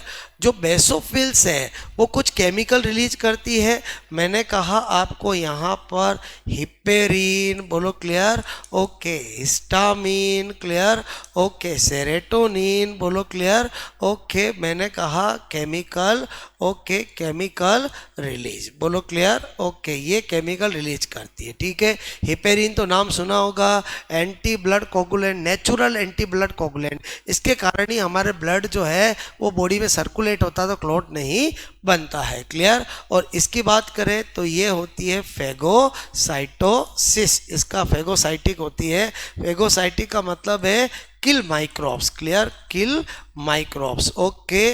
बोलो आपका ये छोटे छोटे जो भी बोलो माइक्रोब्स होते हैं उनको किल करती है। अच्छा, उसके अलावा क्या बात है कि जो न्यूट्रोफिल्स होती है उसमें डाईपिडेसिस की फिनोमिना पाई जाती है। डाई, ओके, मैंने कहा पिडेसिस। डाईपिडेसिस का मतलब होता है केशिका पारण। क्लियर। ये मतलब ब्लड से बाहर जाके भी काम कर सकती है। तो ऐसा कौन होता है जो कहीं भी जाके काम कर सकता है? पुलिस वाला। और इसकी साइज छोटी होने की वजह से इसका दूसरा नाम माइक्रो पुलिस मैन भी होता है। ध्यान रखना, इसको माइक्रो पुलिस मैन भी कहते हैं। बोलो क्लियर। तो ये मैंने आपको तीनों के बारे में बताया। नंबर 8 में हम किसके बारे में जान लेंगे? बोलो आप कहोगे ए, ओके, ग्रेन्यूलोसाइट के बारे में। किसके बारे में? बोलो ए ग्रेन्यूलोसाइट, ओके। अब ए ग्रेन्यूलोसाइट में दो आता है, एक आता है बोलो मोनोसाइट और एक आता है मैंने कहा लिम्फोसाइट, ओके। मोनोसाइट और लिम्फोसाइट। Clear, okay. बात करें यहाँ पर वही 2 पॉइंट। बोलो पहला स्ट्रक्चर। क्लियर। तो इसका जब हम स्ट्रक्चर बनाते हैं तो इसके अंदर एक तो न्यूक्लियस लोब में डिवाइड नहीं होता है और किडनी शेप होता है, एक चीज। Clear, okay. और दूसरा इसका जो साइटोप्लाज्म होता है वो बिल्कुल ट्रांसपेरेंट होता है। क्लियर। तो ये तो मैंने लिखा यहाँ पर kidney shape. Clear, okay. Nucleus पूछा जाए किसका होता है किडनी शेप, तो मोनोसाइट का। और कोई ग्रेन्यूल्स इसमें नहीं होते हैं। लिम्फोसाइट की देखें तो इसकी साइज सबसे छोटी होती है। Clear, okay. लेकिन इसके अंदर न्यूक्लियस बड़ी साइज का होता है। साइटोप्लाज्म तो केवल पेरिफेरल ही होता है। ये है न्यूक्लियस। क्लियर। तो लार्ज न्यूक्लियस इसमें होता है, ओके। अच्छा, अब जो मोनोसाइट होती है, क्लियर, ओके, इसमें भी क्या होती है? डाई, मैंने कहा पिडेसिस। Clear, okay. बोलो केशिका पारण की क्षमता। क्लियर, केशिका पारण, ओके, मैंने कहा केशिका पारण, ओके, की क्षमता ब्लड से बाहर जाके भी काम कर सकती है, ओके। इसलिए साइज बड़ी होने की वजह से इसको मैक्रोपुलिसमैन कहते हैं। क्या कहते हैं? बोलो मैक्रोपुलिसमैन। तो ध्यान रहेगा, माइक्रोपुलिसमैन किसको कहा जाता है? न्यूट्रोफिल्स को। और मैक्रोपुलिसमैन किसको कहा जाता है? मोनोसाइट को। क्लियर, ओके और अगर मैं वर्क की बात करूं तो ये भी फेगोसाइटिक होती है। क्लियर? Okay, phagocytosis. क्लियर? वही भक्षण का काम होता है, माइक्रोब्स को किल करना। क्लियर? ओके, स्क्वेंजर सेल भी कहा जाता है, ये ब्लड की सफाई भी करती है। बोलो क्लियर? उसके बाद आपको मैंने कहा कि लिम्फोसाइट। क्लियर? लिम्फोसाइट बोलो दो तरह की, एक होती है टी लिम्फोसाइट। क्लियर? ओके, और एक होती है B lymphocyte. Clear? T lymphocyte और बी लिम्फोसाइट। तो आपको मैंने कहा कि जो टी लिम्फोसाइट होती है, क्लियर, उसका काम होता है कि बी लिम्फोसाइट को एंटीबॉडी बनाने के लिए इंड्यूस करना, और बी लिम्फोसाइट का काम होता है एंटीबॉडी बनाना। मैंने कहा इसका काम होता है B lymphocyte. Clear? Okay, lymphocyte को एंटीबॉडी, क्लियर, एंटीबॉडी बनाने के लिए बोलो क्या करना, इंड्यूस। क्लियर? ओके, और इसका काम होता है एंटीबॉडी बनाना। क्लियर? ओके, बनाना। ठीक है, आई होप आपको मेरी बात समझ में आई होगी। तो इस तरह से मैंने 5 की 5 पूरी लिम्फोसाइट और आपका WBC जो है उनकी मैंने आपको स्ट्रक्चर फंक्शन बताया। तो इस तरह से आपको WBC समझ में आया होगा। WBC हमने नंबर 18 पॉइंट में सारी WBC के बारे में बातें करी है। क्लियर? नाउ 19 में हम बात करेंगे प्लेटलेट्स की। क्लियर? ओके, यहाँ पर प्लेटलेट्स। ओके, तो जो प्लेटलेट्स होती है, क्लियर, ओके, प्लेटलेट्स जो होती है उसके लिए आपको क्या क्या बातें पता होनी चाहिए। सबसे पहले तो वही 4 बातें, बोलो आपको क्या, इसकी साइज। क्लियर? बोलो शेप, मैंने कहा आपको size, shape, life span. Clear? और मैंने कहा काउंट। क्लियर? ये 4 चीज़ें तो पहले पता होनी ही चाहिए। क्लियर? कि भाई आकार, आकृति, जीवन काल और संख्या। क्लियर? ओके, ये तो क्या है, आकार। तो 2.5 माइक्रोन यानी सबसे स्मॉलेस्ट अगर कोई होती है तो यही ब्लड सेल्स होती है। आकृति की बात करूं तो आपको मैंने कहा बाई कॉन्वेक्स। क्लियर? इसीलिए इसको ओवल शेप भी कहते हैं, क्योंकि जो ओवल शेप होगा वही बाई कॉन्वेक्स होगा। जीवन काल इसका हम देखें तो मैंने कहा 7 to 8 डेज का होता है। बोलो क्लियर? और काउंट, इसकी संख्या की बात करें, क्लियर, ओके, ये तो हो गया जीवन काल। क्लियर? ओके, संख्या की बात करूं तो 1 to 5 लाख, क्लियर, पर MM³ ऑफ ब्लड इसकी संख्या होती है। क्लियर? उसके बाद अगर बात करें प्लेटलेट्स की, क्लियर, तो प्लेटलेट्स एक केमिकल रिलीज करती है, बोलो जिसका नाम है एंडो। ओके, मैंने कहा thrombo. Clear? Okay, endo thrombo, okay, plastin. Clear? Endo thromboplastin. Clear? Chemical मैंने कहा आपको रिलीज, जब भी कहीं ब्लड क्लॉटिंग करनी होती है तो आपको ये केमिकल रिलीज किया जाता है। और प्लेटलेट्स जो है उसका वर्क क्या होता है, तो आप कहोगे help in, okay, blood clotting. बोलो clear? Okay, help in blood clotting, रक्त का थक्का जमाने में सहायक। ओके, एक बात बहुत इंपॉर्टेंट है कि प्लेटलेट्स केवल मैमल्स में ही पाई जाती है। बाकी अदर जो होते हैं ऑर्गेनिज्म जिनके अंदर प्लेटलेट्स की एनालोगस वैसा ही काम करने वाली स्पिंडल सेल्स पाई जाती है। क्लियर? ये केवल, क्लियर, ओके, मैंने कहा स्तनधारियों, क्लियर, में ही उपस्थित। क्लियर? ओके, अन्य जो भी होते हैं में इसके जैसा, क्लियर, इसके जैसा वर्क मैंने कहा करने वाली, क्लियर, कौन होती है, बोलो यहाँ स्पिंडल सेल। ओके, तर्कु कोशिका होती है। ठीक है, तो आई होप आपको प्लेटलेट्स भी समझ में आई होगी। क्लियर? ओके, अब हमने जब पूरा ब्लड, RBC, WBC, प्लेटलेट सब कुछ जान लिया तो अब हमें जानना पड़ेगा ब्लड क्लॉटिंग फैक्टर। बोलो क्लियर?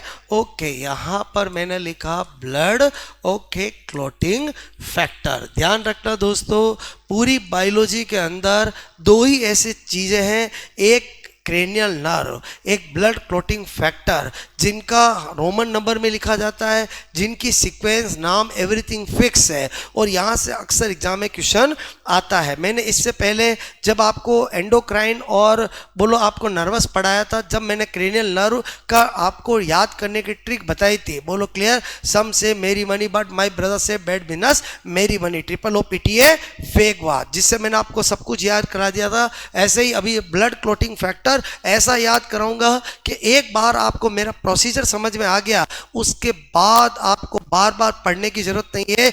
ऑब्जेक्टिव में आपको देखते ही पता चल जाएगा, क्योंकि मेरी complete study according to objective exam होती है। क्लियर। तो ब्लड क्लॉटिंग फैक्टर रक्त स्कंदक, ओके मैंने कहा यहाँ पर कारक। तो पहले इनकी थोड़ी जनरल बातें कर लेते हैं। नंबर 1 पहला पॉइंट, टोटल मैंने कहा ब्लड क्लॉटिंग फैक्टर कितने होते हैं? 13। क्लियर। इनका सिंथेसिस कहाँ होता है? तो सिंथेसिस साइट होती है लीवर। ओके, इनको किस में लिखा जाता है? रोमन संख्या। क्लियर में मैंने कहा लिखा जाता है। क्लियर, यानी इस तरह से 1 2 3 4 बोलो क्लियर।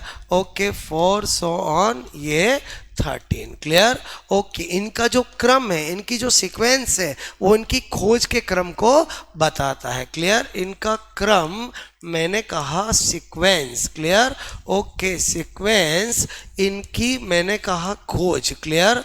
ओके के क्रम, ओके क्रम को बताता है। क्लियर। ओके, और जनरली ध्यान रखना ब्लड क्लॉटिंग फैक्टर ब्लड में इनएक्टिव फॉर्म में रहते हैं। जब ब्लड क्लॉटिंग की मैकेनिज्म होती है तभी एक्टिव होते हैं। क्लियर। ओके, मैंने कहा सामान्यतः बोलो क्लियर। ओके, सामान्यतः क्या होते हैं? इनएक्टिव। क्लियर। ओके बोलो परंतु क्लियर रक्त इसके अंदर ब्लड ओके क्लॉटिंग ओके के समय, क्लियर के समय होते हैं एक्टिव। क्लियर। ओके, तो एक बार ये जनरल बातें समझ में आई, बोलो क्लियर। उसके बाद हम बात करते हैं यहाँ पर blood clotting factor. Clear. Okay, तो यहाँ पर मैंने कहा यहाँ पर लेंगे सीरियल नंबर। क्लियर। ओके, यहाँ पर लेंगे नेम ऑफ मैंने कहा ब्लड ओके क्लॉटिंग बोलो क्लॉटिंग फैक्टर्स। क्लियर।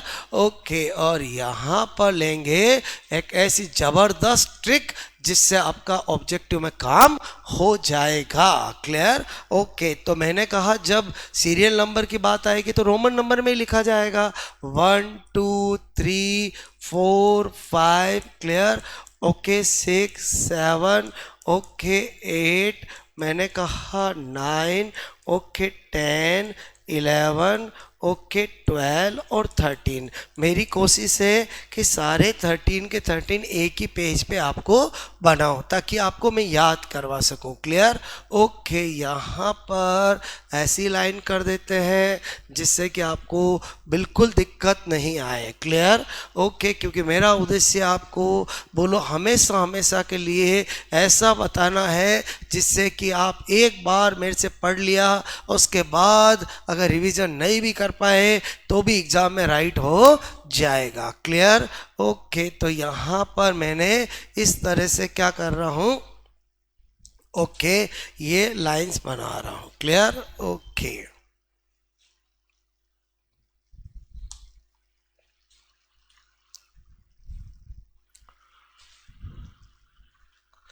ओके, अब यहाँ पर ब्लड क्लॉटिंग फैक्टर का सीरियल नंबर नाम सब कुछ फिक्स है। पहले मैं लिख देता हूँ। क्लियर। यहाँ पर मैंने लिखा फाइब्री ओके नोजन, हिंदी में लिखो इंग्लिश में लिखो एक जैसा ही रहेगा, बेटर है कि इंग्लिश में लिखे। Clear. Okay, fibrinogen pro okay मैंने कहा thrombin. Clear. Okay, blood clotting factor. Clear. Okay, thrombo okay plastin. Clear.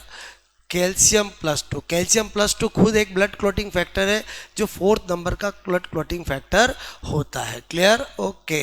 फिर है बोलो प्रो एसिलरीन। क्लियर? फिर क्या है बोलो एसिलरीन। क्लियर? फिर है प्रो, मैंने कहा कन्वर्टीन। क्लियर? फिर 8 तो दुनिया जानती है, एंटी बोलो आपका हीमोफिलिक। ओके, बोलो factor. Clear? Okay, anti haemophilic factor जिसको AHF भी कहा जाता है। क्लियर? उसके बाद आपको मैंने कहा क्रिसमस, ओके फैक्टर। क्लियर? उसके बाद स्टुअर्ट पावर, मैंने कहा आपको फैक्टर। क्लियर? ओके। फिर है प्लाज्मा, ओके, मैंने कहा thromboplastin. Clear? Okay, thrombo plasma. Clear? Okay, क्या लिख रहा हूँ बोलो? क्लियर? प्लाज्मा, मैंने कहा थ्रोम्बो।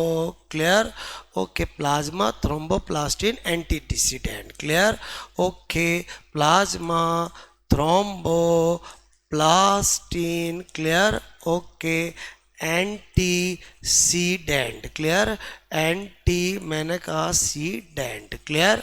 ओके, और ये वेरी फेमस हैगमान फैक्टर, बोलो कौन सा फैक्टर? हैगमान फैक्टर। ओके, और उसके बाद यहाँ पर लिख रहा हूँ मैंने कहा fibrin, okay, stabilising. Clear? Okay factor, Laki Lorand factor भी कहते हैं। अब क्या होता है, ये तो किताबों में लिखा होता है, हम एग्जाम में कैसे राइट करेंगे? क्योंकि यहाँ से मल्टीपल टाइप के क्वेश्चन एग्जाम में बनते हैं। आपको 4 ब्लड क्लॉटिंग फैक्टर दे दिया, 4 आपको रोमन नंबर में दे दिया और बोला सही मैच कीजिए या कौन सा जोड़ा सही नहीं है, या आपको रोमन नंबर में 3rd, 7 और 9 ब्लड क्लॉटिंग फैक्टर का नाम कौन सा है, 3 दे दिया, या आपको 4 ब्लड क्लॉटिंग फैक्टर का नाम देखकर उनका रोमन नंबर में पूछ लिया। क्लियर? तो हम कैसे करेंगे वहाँ एग्जाम में? बोलो राइट करना इतना आसान नहीं है, तो मैं इसका एक तोड़ बताता हूं। क्लियर? ओके, सुनना, पहले कहानी बताऊंगा, उससे आपको याद होगा।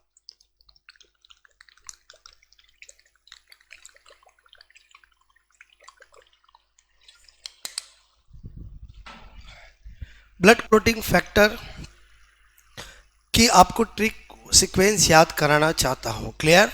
आपने देखा होगा कि आज के टाइम में बच्चे बहुत एडवांस हो गए हैं। बोलो क्लियर? ओके, आज से 15-20 साल पहले बहुत ज़्यादा अलग ज़माना था, टाइम था, और अभी बच्चे इतने एडवांस हो गए हैं कि 10 साल का बच्चा है और वो उदास होता है और उसके मम्मी पापा पूछते हैं कि बच्चा उदास कैसे हो गया, तो बिंदास कह देता है कि मेरा मूड अच्छा नहीं है क्योंकि मेरी गर्लफ्रेंड नाराज़ हो गई है। क्लियर? तो आज से हम सोचते हैं कि 20 साल 25 साल के हो गए थे तब भी हम पेरेंट्स को इतने कहने की हिम्मत नहीं रखते थे। क्लियर? तो इसी तरह के 2 एडवांस बच्चे जो है वो आपको क्या होते हैं, एकदम से पक्के दोस्त।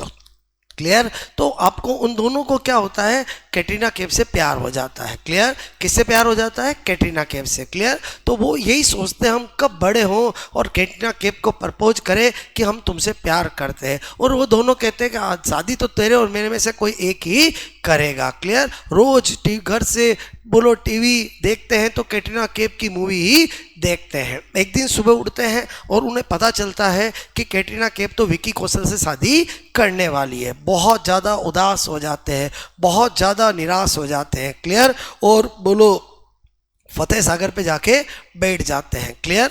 ओके, उदयपुर के अंदर फेमस लेक बोलो फतेह सागर है, वहाँ पर जाके बैठ जाते हैं। क्लियर?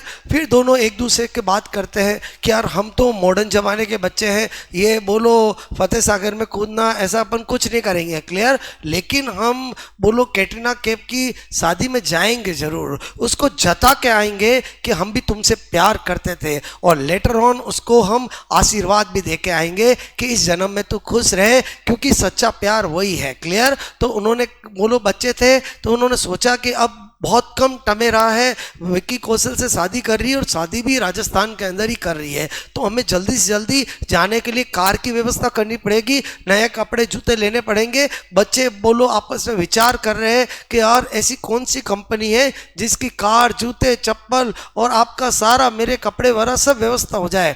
उनको पता चला कि टाटा ऐसी कंपनी है जो कार भी बनाती है, जूते भी बनाती है, कपड़ों के शोरूम भी है, तो बस वो कहते हैं कि अभी हम आज ही शॉपिंग करेंगे। फिर उनके दिमाग में आता है कि यार ज़्यादा हम एकदम ओके कपड़े पहन के गए तो कैटरीना को कैसे पता चलेगा कि हम तुमसे बोलो आपसे मैं कहूँ नाराज है या हम भी तुमसे प्यार करते थे, उसको हमारा सैडनेस कैसे पता चलेगा। क्लियर। तो उन्होंने कहा कोई दिक्कत नहीं, आजकल कंपनियों में ब्रांड में भी कटे फटे कपड़े आते हैं तो हम वही परचेज करेंगे। क्लियर। तो इसी थीम पर मैं आपको एक ट्रिक लिख रहा हूं जिससे आपका काम हो जाएगा। क्लियर। वो दोनों बच्चों का जो आपस में इंटर कन्वर्जन है, आपस में टॉक है, उस थीम को मैं यहां पर लिख रहा हूं। क्लियर। ओके, क्या है बोलो? फटे ओके पुराने, क्लियर, ओके, टाटा के कपड़े, ओके, कपड़े पहनकर, क्लियर, पहनकर अपनी ओके प्यारी, क्लियर। अब देखो बच्चे तो बच्चे हैं, 10 साल की उम्र के हैं, तो जब उनको पता चल गया कि अब कैटरीना विक्की कौशल से शादी कर रही है तो अब वो कैटरीना कैफ उनके लिए आंटी बन चुकी है। क्या बन चुकी है?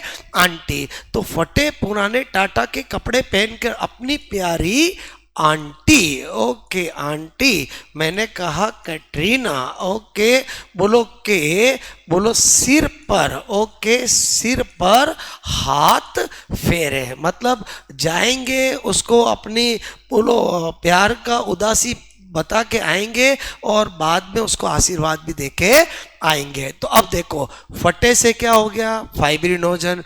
पुराने से क्या हो गया? प्रोथ्रोम्बिन। बोलो टाटा से क्या हो गया? थ्रोम्बोप्लास्टिन। कपड़े से क्या हो गया? कैल्शियम। पहनकर क्या हो गया? प्रोएसिलरीन। अपना मतलब एसिलरीन। बोलो प्यारी मतलब प्रो कन्वर्टीन, उन्होंने कन्वर्ट कर दिया।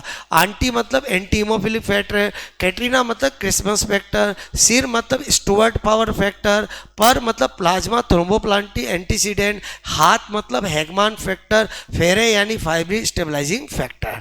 अब सपोज दैट एग्जाम में आपसे पूछा गया कि बोलो प्रोएसिलरीन कौन से नंबर का ब्लड क्लॉटिंग फैक्टर होता है? कोई दिक्कत नहीं, फटे पुराने टाटा के कपड़े पहनकर 5th नंबर टिक कर देंगे। मतलब मेरे कहने का मतलब है कि आपका एग्जाम ऑब्जेक्टिव है, आपको केवल टिक करने की कला आनी चाहिए। बहुत सी बार क्या होता है कि बहुत सारे स्टूडेंट जो होते हैं बस रात दिन पढ़ते रहते हैं और वहाँ एग्जाम के अंदर कंफ्यूज हो जाते हैं, और कुछ स्मार्ट होते हैं कि यार हम ऐसा पढ़े कि जिससे कि हमारा काम ऑब्जेक्टिव में हो जाएगा। तो आपको क्या ट्रिक बताई मैंने? फटे पुराने टाटा के कपड़े पहनकर अपनी प्यारी आंटी कैटरीना के सिर पे हाथ फेरे। बोलो क्लियर। ओके, तो आई होप आपको मेरी बात समझ में आ गई होगी। मुझे बोलो आज लगभग 22 से 25 साल हो गए पढ़ाते हुए। जब मैं आज से 15 साल 20 साल पहले ये मैंने ट्रिक बनाई थी तो यहाँ कैटरीना की जगह करीना थी। क्लियर। लेकिन अब जमाने के साथ हमने कैटरीना कर दी है, और आज से 10 साल बाद जब और आप सबके बच्चे पढ़ने आएंगे तो और हम नई हीरोइन को यहाँ इंट्रोड्यूस कर देंगे। क्लियर। तो आई होप आपको मेरा ये तरीका समझ में आया होगा। एक्चुअली ये सब मैंने किया क्यों? क्लियर। क्योंकि जब मैंने 20-25 साल पहले डॉक्टर फील्ड को छोड़कर मैंने पढ़ाना स्टार्ट किया, क्लियर, तो मैंने देखा कि स्टूडेंट की बहुत सारी प्रॉब्लम्स होती है कि ये सब चीज़ें उनको याद नहीं होती है, ऑब्जेक्टिव एग्जाम में वो गलत कर देते हैं। तो मैंने हर एक स्टूडेंट की प्रॉब्लम के लिए मैंने कुछ लॉजिक बनाए, क्लियर, जिससे कि स्टूडेंट वहाँ एग्जाम के अंदर कॉन्फिडेंटल राइट करके आए और उसका स्ट्रेस लेवल थोड़ा कम रहे। तो आपको ये ध्यान रहेगा। उसके बाद हम आगे बढ़ते हैं blood clotting mechanism. Clear. Okay, यहाँ पर ब्लड, ओके, बोलो क्लॉटिंग मैकेनिज्म। क्लियर। यहाँ से भी सेकंड ग्रेड, फर्स्ट ग्रेड सब में एग्जाम में क्वेश्चन पूछा गया है। क्लियर। रक्त स्कंदन की क्रियाविधि। आपको सबसे पहले तो इसमें बोलो क्या क्या बात पता होनी चाहिए। नंबर 1, ब्लड क्लॉटिंग मैकेनिज्म किसने दी है? भाई मैंने कहा मैक। क्लियर। ओके, फर्लिन। ठीक है, बोलो मैक फर्लिन, मैंने कहा वैज्ञानिक। क्लियर। ओके, उन्होंने दिया है। और उन्होंने कौन सी थ्योरी दी है? तो बोलो आपका एंजाइम कैस्केडे थोरी, एंजाइम मैंने कहा कैस्केडेथोरी, ओके। बोलो मैकफर्लिन ने बोलो एंजाइम, ओके, मैंने कहा कैस्केडेथोरी दी। और इस थोरी के अंदर इन्होंने बताया कि बोलो आपका कैसे ब्लड क्लोटिंग होता है। और एंजाइम कैस्केडेथोरी के अंदर इन्होंने बताया कि ब्लड क्लोटिंग के मैकेनिज्म 3 स्टेप में होती है। अगर हम किसी के पीछे मैकेनिज्म वर्ड लगा देते हैं तो डेफिनेटली उसमें स्टेप्स और स्टेप्स का ऑर्डर होता है। बोलो क्लियर। तो मैंने कहा आपको blood clotting mechanism 3 steps, clear, okay, में बोलो कंप्लीट, क्लियर, ओके, होती है। तो अब मुझे आपको बताना है कि वो 3 स्टेप है कौन सी, क्योंकि एक बार एग्जाम के अंदर उन 3 स्टेप का ऑर्डर पूछा गया है, क्लियर। तो आपको बहुत अच्छे से आपको मैं अभी सिखाता हूं। तो यहाँ पर मैंने लिखा okay steps, clear, okay, of blood, okay, clotting mechanism, clear, blood clotting mechanism, बोलो क्लियर, रक्त स्कंदन की क्रियाविधि के पद, बोलो क्लियर। सबसे पहले तो हमारे दिमाग में आता है कि ब्लड क्लोटिंग कब होगा, जब हमारी कोई इंजरी होगी, क्योंकि इंजर्ड टिश्यू से पर ही तो ब्लड क्लोट होता है। तो यहाँ पर स्टेप फर्स्ट, बोलो क्लियर, मैंने कहा ये कोई भी इंजर्ड टिश्यू है, क्लियर, ओके, ये क्या है बोलो, आपको मैंने कहा क्षतिग्रस्त, ओके, क्षतिग्रस्त ऊतक है जहां से खून निकल रहा है, ओके। तो क्या होता है इंजर्ड टिश्यू, ओके, क्या करता है यहाँ पर एक्सो, ओके, थ्रोम्बो, मैंने कहा प्लास्टिन, क्लियर, केमिकल क्या करता है, रिलीज करता है, क्लियर, ओके, बोलो ये केमिकल क्या करता है, रिलीज, क्लियर, ओके। इसी समय जब आपका ब्लड निकल रहा है, क्लियर, तो डेफिनेटली वहाँ पर प्लेटलेट्स भी होगी। तो वहीं पर क्या होता है, ये जो हमारी प्लेटलेट्स है, बोलो क्लियर, ओके, प्लेटलेट्स क्या करती है, एंडोथ्रोम्बोप्लास्टिन, अभी मैंने आपको बताया था, क्लियर, एंडोथ्रोम्बोप्लास्टिन क्या करती है, केमिकल रिलीज, क्लियर, ओके। तो अब क्या होता है कि जब ये दोनों केमिकल मिलते हैं तो क्या होता है कि एक इनएक्टिव एंजाइम है वो एक्टिव होता है, क्लियर। तो मैंने कहा ये दोनों जब जब मिलेंगे तो मैंने कहा आपको थ्रोम्बो, ओके, बोलो प्रोथ्रोम्बिनेज, आपको मैंने कहा prothrombi, okay, prothrombinase, clear, okay, nase enzyme, clear, okay, enzyme क्या होता है, एक्टिव, क्लियर, प्रोथ्रोम्बिनेज एंजाइम या थ्रोम्बोकाइनेज भी कहते हैं, इसी को क्या कहते हैं, बोलो क्लियर, ओके, मैंने कहा थ्रोम्बोकाइनेज, क्लियर, ये एंजाइम क्या होता है, एक्टिव होता है, क्लियर। तो पहली स्टेप में ये हुआ। अब ये अगर एंजाइम एक्टिव होगा, बोलो क्लियर, तो सेकेंड स्टेप होगी। और सेकेंड स्टेप क्या होती है, ये जो प्रोथ्रोम्बिन है, क्लियर, ओके, मैंने कहा ओके, थ्रोम्बिन है, क्लियर, जो कि इनएक्टिव ब्लड क्लोटिंग फैक्टर भी है और ब्लड प्रोटीन भी है। ये थ्रोम्बिन के अंदर, क्लियर, ओके, मैंने कहा थ्रोम्बिन में बोलो एक्टिव में तभी बदलता है जब इस एंजाइम की प्रेजेंस हो, clear, okay, prothrombinase, okay, enzyme यहाँ पर एक्टिवली काम करे, क्लियर। तो आपका सेकेंड स्टेप कब होगी, जब ये एक्टिव होगा, ओके। और तो थ्रोम्बिन होता है, उससे हम ब्लड क्लोटिंग के अंदर बोलो कैटलिस्ट की तरह काम करता है। ये किसकी तरह काम करता है, कैटलिस्ट, तुरंत ब्लड क्लोटिंग फैक्टर को एक्टिव कर देगा, ओके। और थ्रोम्बिन सबसे थर्ड स्टेप, मेन स्टेप को करेगा कि ये क्या करेगा, ये जो फाइब्रिनोजन है, बोलो क्लियर, जो इनएक्टिव है, ब्लड क्लोटिंग फैक्टर भी है, ब्लड प्रोटीन भी है, क्लियर, ये बोलो आपका जो थ्रोम्बिन, ओके, की प्रेजेंस में ही फाइब्रिन में बदलता है, क्लियर। और फाइब्रिन ही अपने आप में क्या होता है, ब्लड क्लॉट होता है, क्लियर, ब्लड क्लॉट ही फाइब्रिन ही होता है। तो इस तरह से 3 स्टेप में होता है। अब आपको मैंने कहा अगर थ्रोम्बिन नहीं बनेगा तो फाइब्रिनोजन थ्रोम्बिन नहीं बनेगा, अगर ये एंजाइम एक्टिव नहीं होगा तो ये स्टेप स्टेप नहीं होगी। ये एक्टिव होगा कब? जब ये दोनों केमिकल मिलेंगे। ये दोनों केमिकल मिलेंगे कब? जब आपका इंजरी होगी, चोट लगेगी। ओके, अब हम जब विटामिन कभी पढ़ते हैं तो हम विटामिन के का भी डेफिशिएंसी से मैं बोलते हैं कि विटामिन के की वजह से भी डिले इन ब्लड क्लॉटिंग होती है।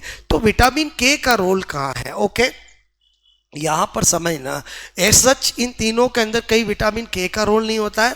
विटामिन के क्या होता है कि ये जो प्रोथ्रोम्बिन है, ओके, ब्लड क्लॉटिंग फैक्टर है, ओके, और ब्लड प्रोटीन भी है, और इसका सिंथेसिस कहाँ होता है? लीवर में होता है। क्लियर? और लीवर में इसका सिंथेसिस जो है वो विटामिन के की प्रेजेंस में होता है। अब अगर किसी पर्सन में विटामिन के की डेफिशिएंसी है तो ये कम बनेगा या धीरे बनेगा? ये कम बनेगा तो ये स्टेप स्लो होगी, ये स्टेप स्लो होगी तो अल्टीमेटली ब्लड क्लॉटिंग में डिले हो जाएगा। बोलो क्लियर? विटामिन के का रोल समझ में आया? बोलो आपको। आई होप आपको ये मैंने पूरा जो आपको समझाया वो समझ में आया होगा। क्लियर? ओके, तो आई होप आपको मैंने कोशिश की है कि पूरा सर्कुलेटरी का एक एक लॉजिक मैं आपको बताऊं। बोलो क्लियर? ओके, तो आई होप आपको ये सारी कहानी समझ में आई होगी। अब क्या होता है कि जब हमने ये पढ़ ही लिया है तो आपको मैंने ये आपको क्या बताया यहाँ पर? Blood clotting factor. Clear? Okay, और यहाँ पर blood clotting mechanism. Clear? Okay, कुछ स्पेशल नोट और बता देता हूँ। जैसे बहुत सी बार एग्जाम में आता है कि लिम्फ, बोलो ये क्या होता है? क्लियर? ओके, तो पहला स्पेशल नोट लिम्फ। तो आपको मैंने कहा जो लिम्फ होता है उसमें आरबीसी क्या होती है? एब्सेंट होती है। बोलो क्लियर?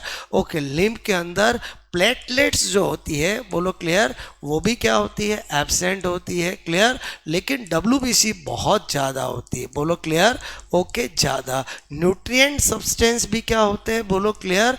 ओके, न्यूट्रिएंट मैंने कहा, बोलो सब्सटेंस भी क्या होते हैं? एब्सेंट होते हैं।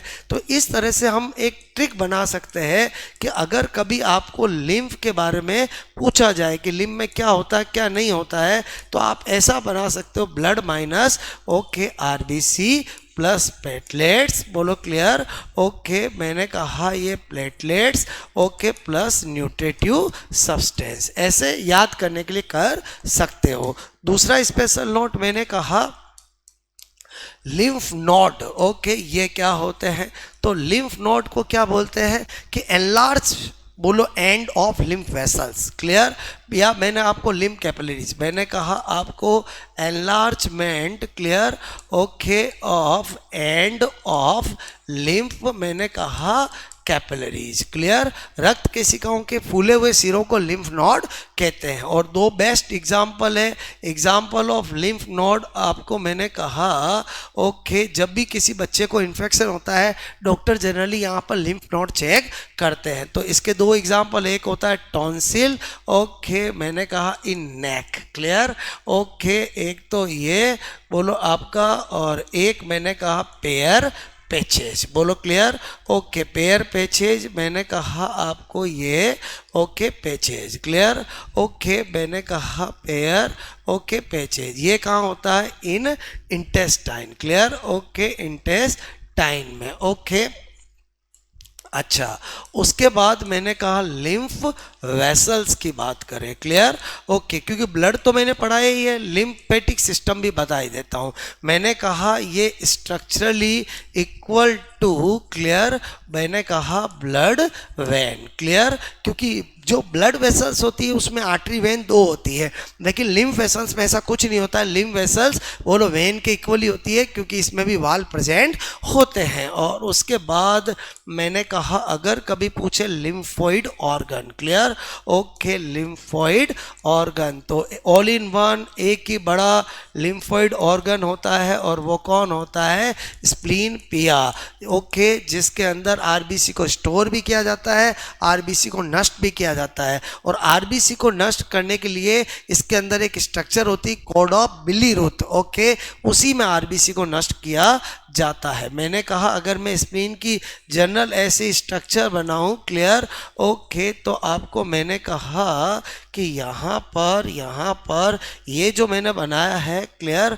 ओके, जिसके अंदर आपकी आरबीसी को नष्ट किया जाता है, ये है कॉर्ड ऑफ बिलीरुथ। पूछा गया है एग्जामों में, यहीं पर आरबीसी को क्या किया जाता है?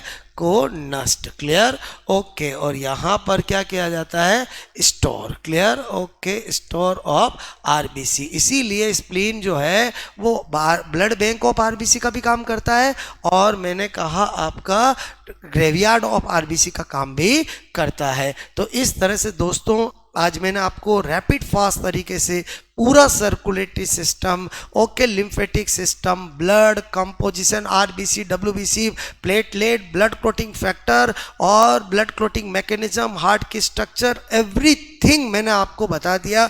अगर कोई स्टूडेंट इस लेक्चर को अच्छे से पढ़ता है 100% कॉन्सेप्ट उसके क्लियर होंगे। जो मेरा सालों का एक्सपीरियंस है, यही चैप्टर, यही चीज़ें मैं लगभग 8-8, 10-10 घंटों में पढ़ाता हूँ, जो मैं आपको अभी रैपिड फास्ट तरीके से बता रहा हूँ। तो आई होप आपको जरूर बेनिफिट हुआ होगा। जरूर कमेंट्स करके बताएं कि आपको ये सर्कुलेटरी बोलो कैसा लगा और आपके फंडे क्लियर हुए या नहीं हुए। आपका कमेंट्स जो है वो हमें नया मत देता है कि भाई हमें किस और आगे बढ़ना है। अगर आपको अच्छा लगता है, आपको सेटिस्फाई होता है, तो हमें लगता है कि हाँ हम अच्छा काम कर रहे हैं। हम हमेशा हमारी तरफ से बेस्ट करते हैं और स्टूडेंट को उससे बहुत फ़ायदा मिलता है। ओके दोस्तों।